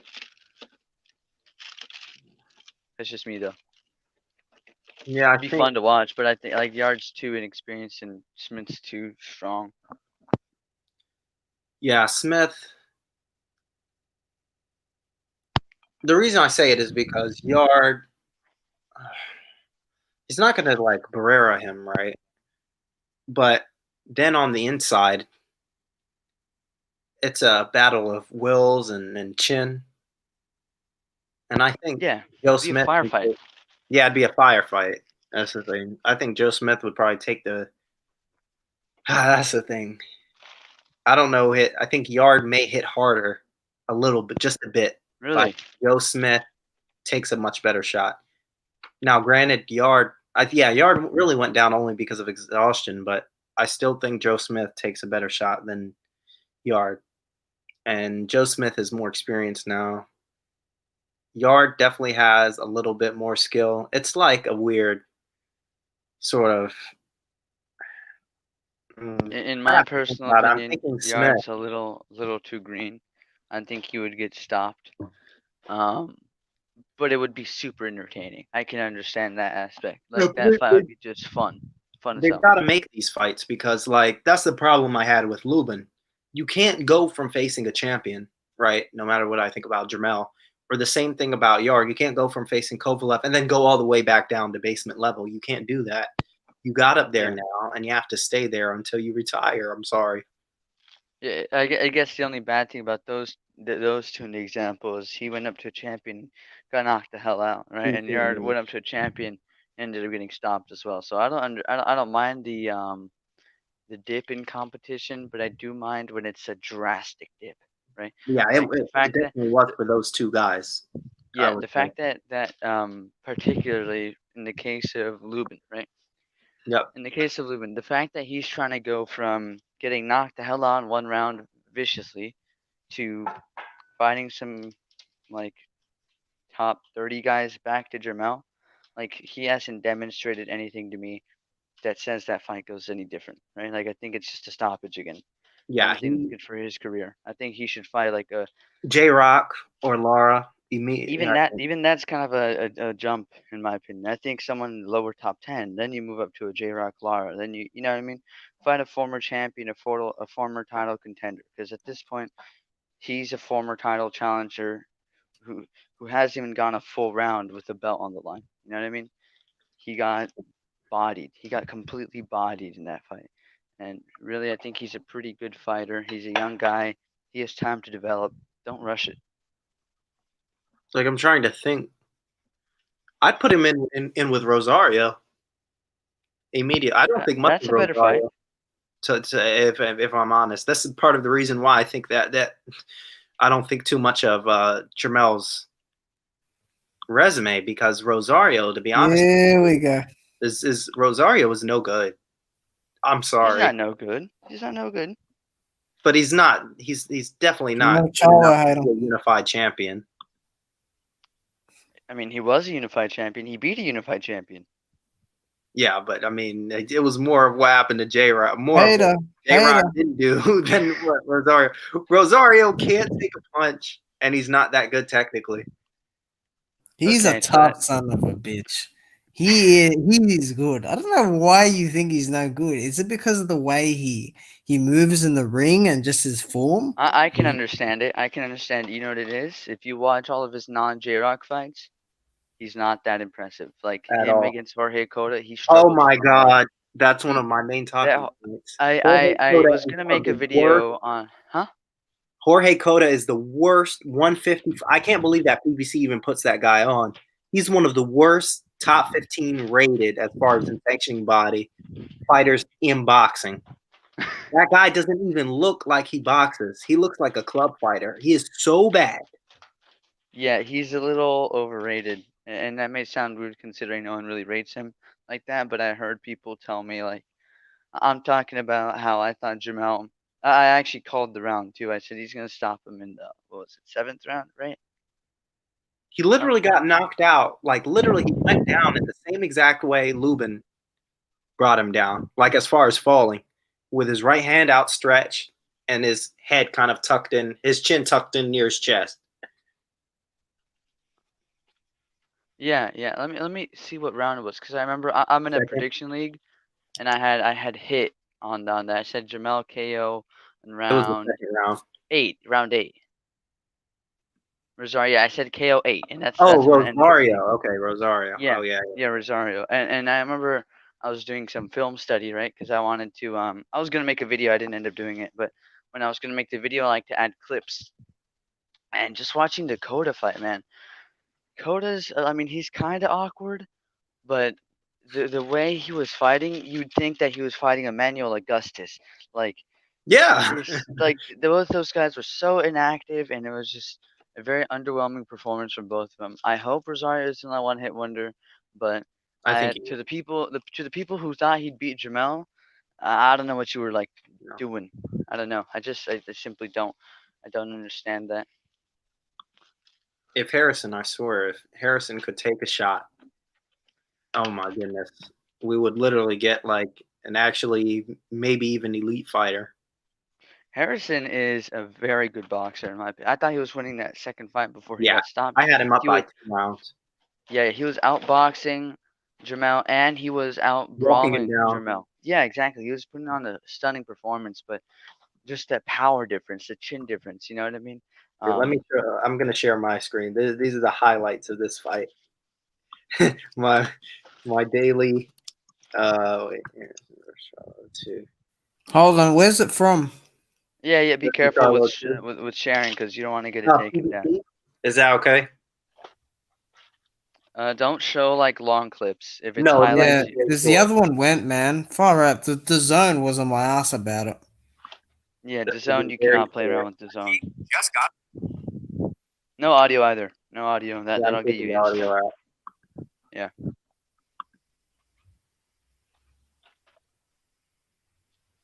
I just don't want the video to get blocked because it's like 3 hours stream for nothing. You know what I mean? Yeah. Okay, Thanks for that having won't me do on, it. by the way. I I'll appreciate send it. it. I mean, you can just put it in the private chat if you want.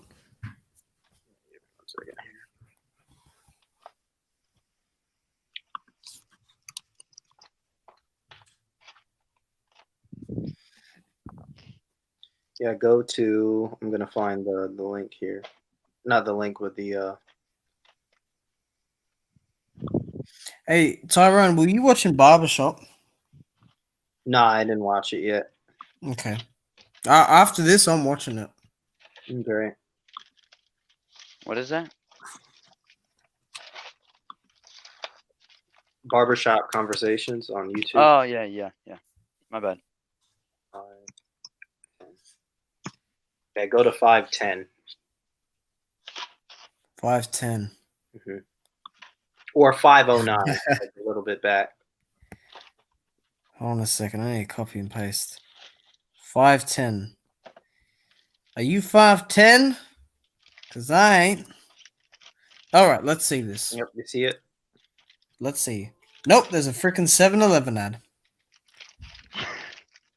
That's what he wanted to do. He wanted to promote convenience store 7-Eleven. Hey, Tyrone, you are very lucky. You have unsubbed from you have gone from IFL TV Yep, I have. because I'm seeing Johnny Nelson and Spencer, and I'm telling you, I'm losing respect every day now. Tony Bellew, Johnny Nelson, who else? David Hay, as boxers, right? Good boxers, and they've had Hay good was careers. a standout from those two frauds. Yeah, of the two, definitely Hay is the better of Johnny Nelson and Tony Bellew, right? But You can fight them in as between rounds. as That's an as analysts, Jesus Christ, man, you can't have people who are more biased. That's insane. So incredibly blatantly biased. Yeah. David Hay was the truth. Let me share screen this for a sec. Is this what you're talking about, Tyrone? Yeah, it was just that he put his hands out.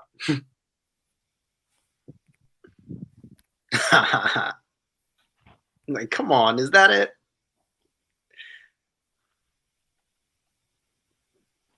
Yeah. Hey, I won't play the rest, but Charlo, he tried to jump on him, but he waited too late to do it. Like that's my thing with Jamel. Like, I don't think he's the sharpest tool in the shed sometimes in that ring.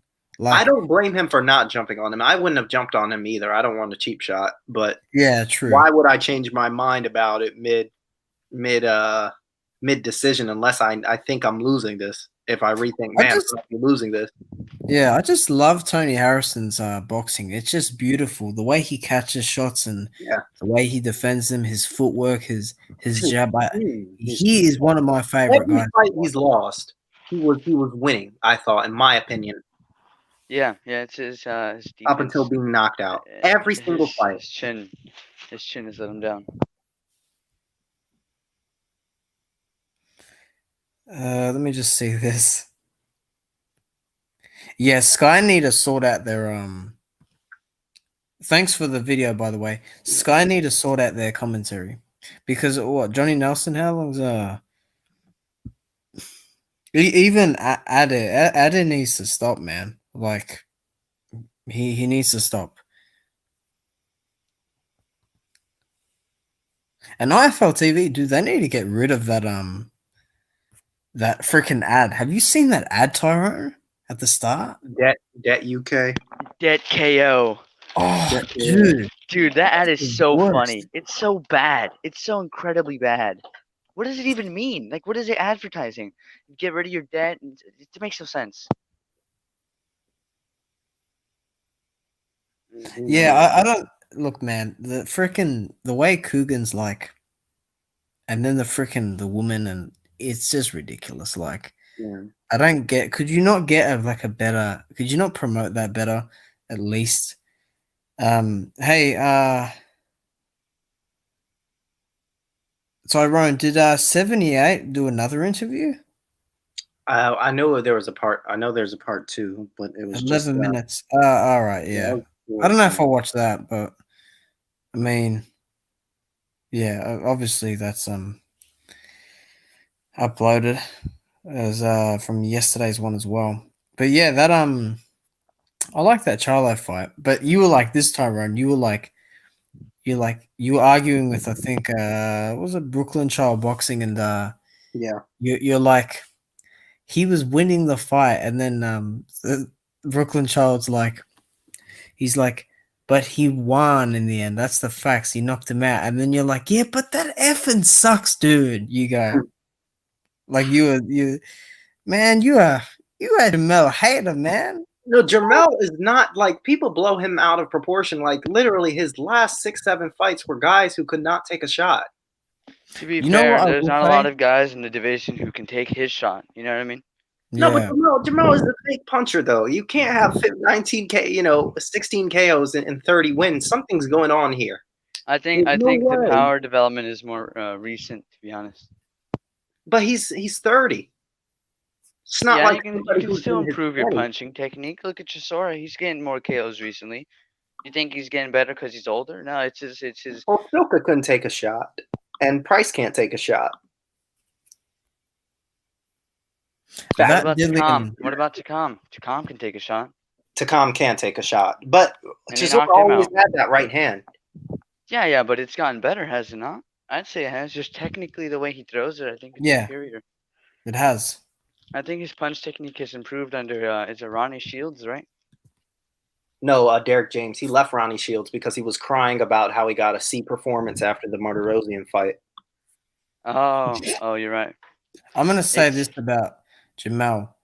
I do think I can agree with Tyrone that Jamal is better. Jamal is much. Jamal, Oh, I think I so much think better than Jermel his has a brother. far better resume and accomplishments, but I think Jermall is probably Has the better. most upside. It's not even close. He's just so much more talented than his younger brother.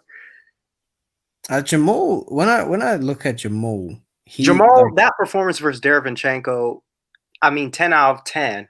For not for me. I mean, I don't mean the performance itself, but I meant 10 out of 10, or no, erase that. yeah. I 7 think days out yeah. of the week. 7 days out of the week. That is more impressive for me than to knock out, somebody who calls himself Banana. I Just my just opinion. man, It was a much Jamal's a tougher killer. fight. Mm-hmm.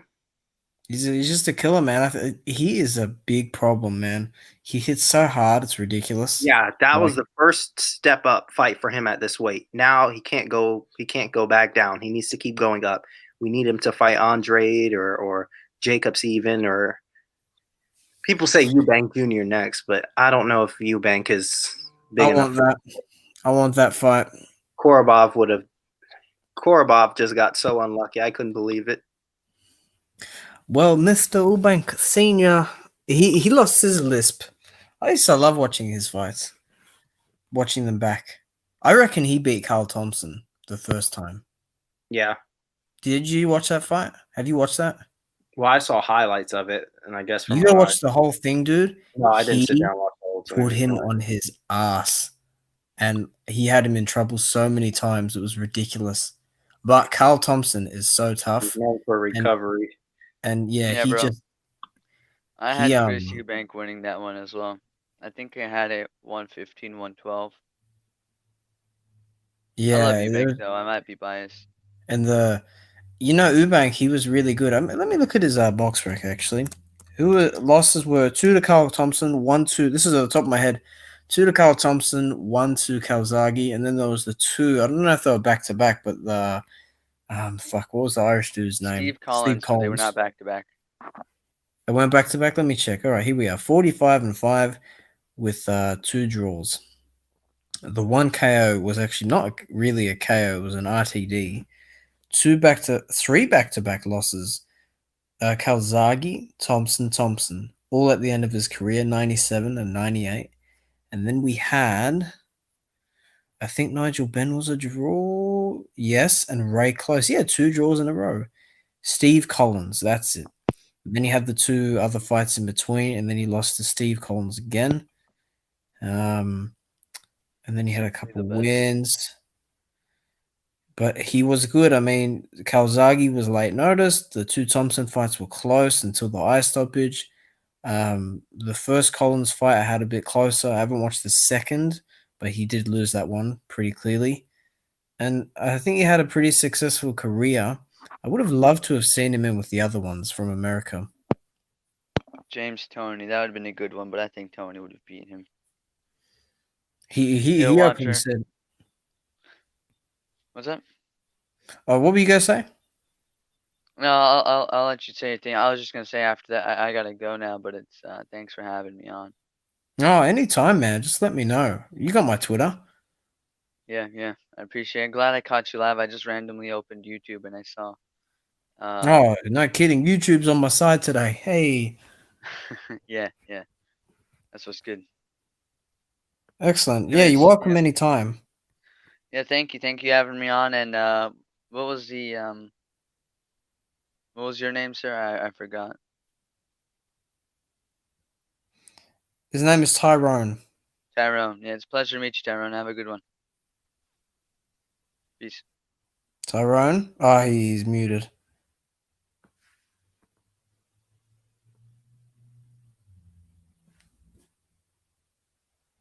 Tyrone, I think you've muted yourself, my man. I've tried to unmute you. You're probably busy doing something. Wow, we've been going for 3.5 hours almost. Very impressive. I'm just up to date on my stuff. Oh, here we go.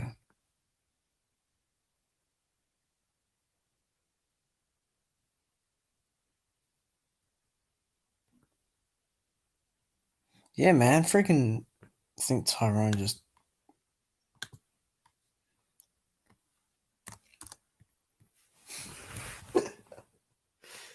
Lord have mercy.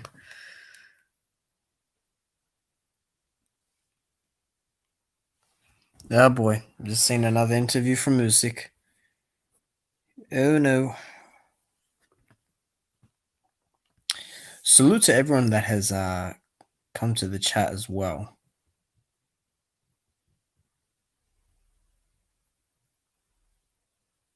Oh, Fanon's live. Fanon on the Instagram. These guys are not big. They are little guys. And Tank was much littler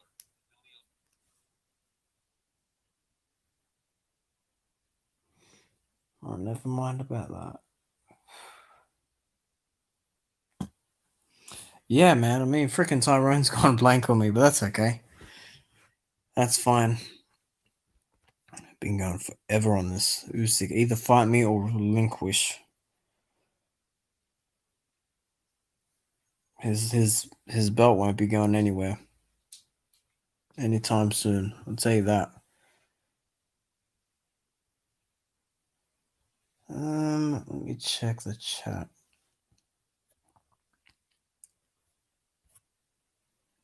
Okay.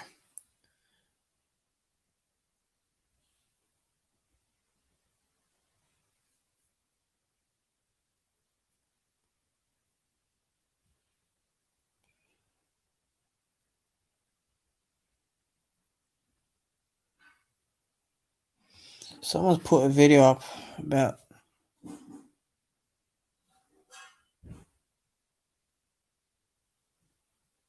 yeah, I'm watching this fight back. Jeez, freaking Tank just splits the guard, doesn't he? That's something else. What the hell?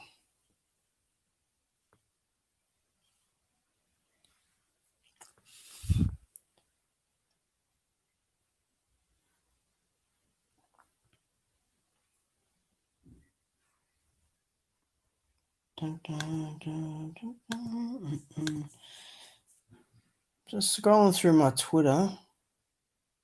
Oh boy, who's replied to me now, eh?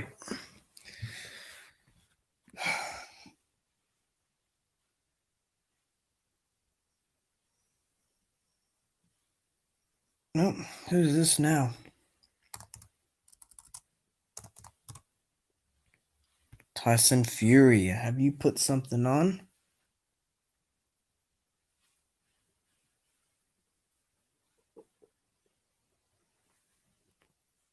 Nope. Who's this?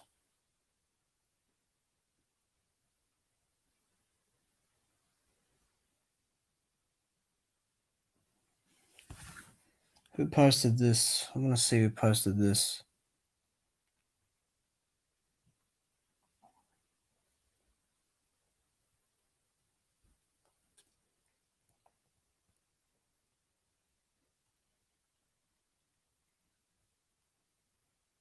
Very interesting. What happened to IBT? Is he out? Yeah, he said goodbye to you, but you went around. He was trying to what? He said goodbye to you. He said man, tell him thanks I for said having bye. I went to go get something to eat. I'm sorry. Okay, I've received something very interesting on my Twitter now. Someone has posted to me Get my PlayStation Um, running. a picture of Tyson Fury getting his gloves put on by Sugar Hill, Right. and it is from an Instagram story, I think. Yep. Jay Diaz and the commission is there as well. Uh-huh. And it says all eyes on the gloves getting put on, representative from Team Wilder officials, etc., etc. One guy won, another lost, pure and simple. And then he's tagged Tyson Fury, Gypsy King 101, and he's tagged WBC Boxing. Now, the only thing is, the guy did not include the person who actually posted this on Instagram in the first place. I've saved the image. I have not, though. I've not saved it to this. So I'm going to send this to. Oh, look, Big Baby Miller said something about the situation. Hold on a minute. So this guy's saying because the officials were there, that he didn't cheat. So when Margarito had his gloves checked and his wraps checked by the officials, Didn't cheat either. yeah. So the officials approved what Margarito wore. All right.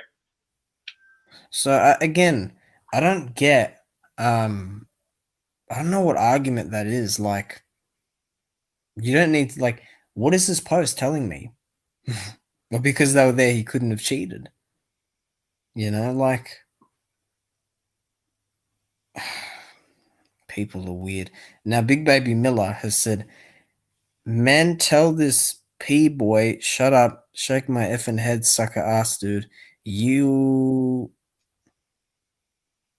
Yeah, I'm not reading that. That's ridiculous. What? Who was he talking to? Big Baby Miller's talking to Wilder. If you go to Big Baby's Instagram, He's one to talk. yeah. I remember Wilder bashed him up in Alabama in sparring, and he sent him to the hospital. Yep. And Big Baby, you, my friend, are one of the worst drug cheats in the sport. And I never talk about Big Baby. I never talk about him because he's irrelevant to me. Just like, really, I don't talk about Dillian White much, you know. I might talk about him a lot in Loz D, but yeah, that's kind of irritated me, that post. But I tell you what, Tyrone, I've done the same as you, man. I can't have these channels come up as recommended. I can't do it because they're just lies, and they're not good for the sport. They're not boxing fans. They're just frauds. They really are.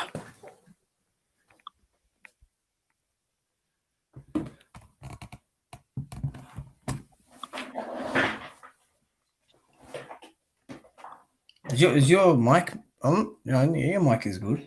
Yeah, can you hear me? Yeah, I can hear you. Yeah, I can hear you. Fun fact about Mr. IBT. Did you enjoy that discussion with him? Yeah, he's pretty knowledgeable. He is. He's got his own channel as well. He's actually with the YTBC. He's with the other. The YTVC. Yeah, but he's the I only don't normal. even know all. I don't even really know the beef between the two. I don't think there is any, to be honest. Okay. Well, since IBT is the only normal guy from there, Okay. the others probably have beef, like the video Loz made on those other guys. But yeah, that doesn't matter. IBT has a very similar story to you, my friend, with your experience on BFTB. I was just watching BFTB stream, and then he brought in Mr. IBT. It was the first time I knew of him, and they were talking about who are they talking about? It was one of the heavyweight fights, I think, and BFT thought I was legit joking because if you heard it right after it, he was like, "You guys don't mess with Tyrone. He's kind of sick today." yeah, I watched it because I'm like, I was just laughing as well because like the same thing happened with IBT. Like he went to BFTB and he like BFTB IBT's like, oh, you don't have to scream. You no idea what it will be like with BFTB because I've done shows with BFTB and we've never argued. Probably because I've not disagreed with him. Not that I've chosen to, just like because I've mostly talked about heavyweights with him. But I mean, yeah, he got a real shock IBT. And then I went to his channel. I said, "Hey, don't worry about that." I said, "Welcome to YouTube." I said, because there's just different characters on here, I guess. But that was fun. That reminded me of when you got told off that time. You weren't joking. From BFTBs, yeah. He kicked me out. He booted me from the studio. I think I was mid sentence. He said, "Oh "Don't yeah, mess with Tyrone. He's tripping today." I said, "Stop trying to make me out like I'm crazy." yeah." No, look, I remember that. I remember like you're like, no one wants to see that fight. No, I didn't think because my thing was this, right? I don't get the controversy in the first one, and thing was Ortiz was not on fire after that fight. Yeah, So for me, I would have much preferred him to just get rid of somebody like White because it was a new opponent, but not on pay-per-view either. I don't think White is a pay-per-view fighter either. Well, White versus what's his name? you Ortiz. broke up for a bit there. I didn't understand Ortiz too. I didn't know what he gained from that fight. A lot of money. Hold on, you broke up for a bit there. I didn't hear all you said.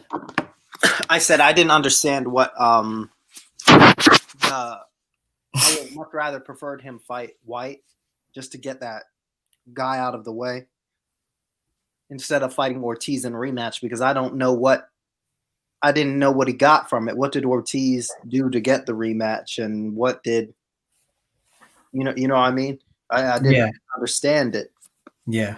To be honest, man, like I'm sorry to do this to you, but like I didn't hear what you said. I said like you broke up right at the bit where you said get that guy out the way. Which guy were you talking about?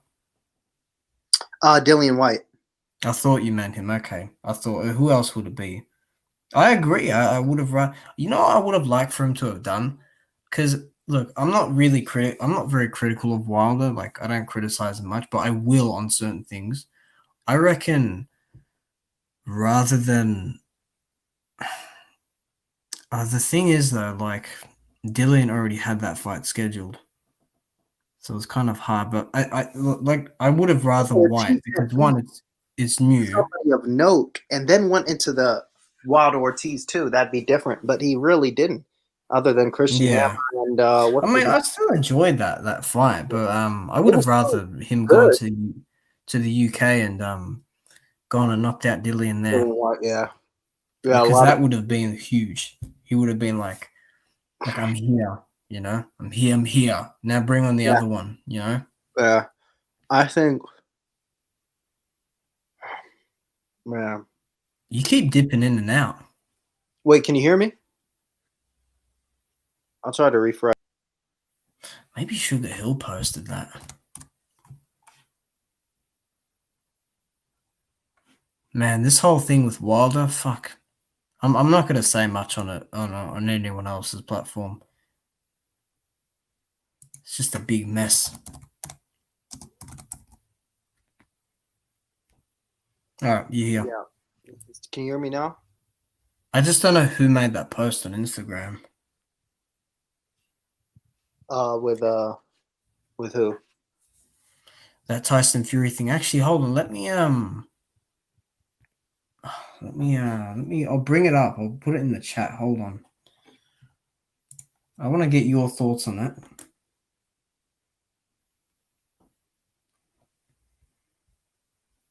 boxing this week? Oh no, what is there this week for boxing? This week, I don't think there really is much of note here. I gotta go on Boxrec and see what the deal is. I'm just trying to get this. Oh fuck! I don't want that. Just the Devin Haney fight next weekend. That's it. I don't want immigration. I want the image search. Crawford Brook is the week after. I'm looking forward to that. It should be good. Well, I'll send it to you on WhatsApp, Tyrone. okay. So, Gallery. just waiting for it here. All right. Well, click on the whole thing so you can, yeah. Okay, now it just showed. Could be my internet. I heard that. Yeah. All eyes on the gloves getting put on. Representative. The gloves were put on. It doesn't mean that they didn't see what was underneath, number one. And number two, it doesn't mean he can't slide them off. So what does this mean? And Jim Hughes was looking another way. This is the second fight. Huh? This is the second fight. Yeah, I said nobody saw the wrapping. What does this prove? From these guys who sent this. My thing is this though, like no one's really looking, are they? I mean, they're looking. Yeah, nobody's looking. JD's is looking at the cameras. JD's looking away, and you keep breaking up again. I don't know what's going on. Maybe I got to move my computer a bit. It could be me, I think. Can you hear me now? No, I can't. No? Yeah, I can. It dips out, man. It dipped out. I got to send this to the Don for Nan. To the Don for Nan.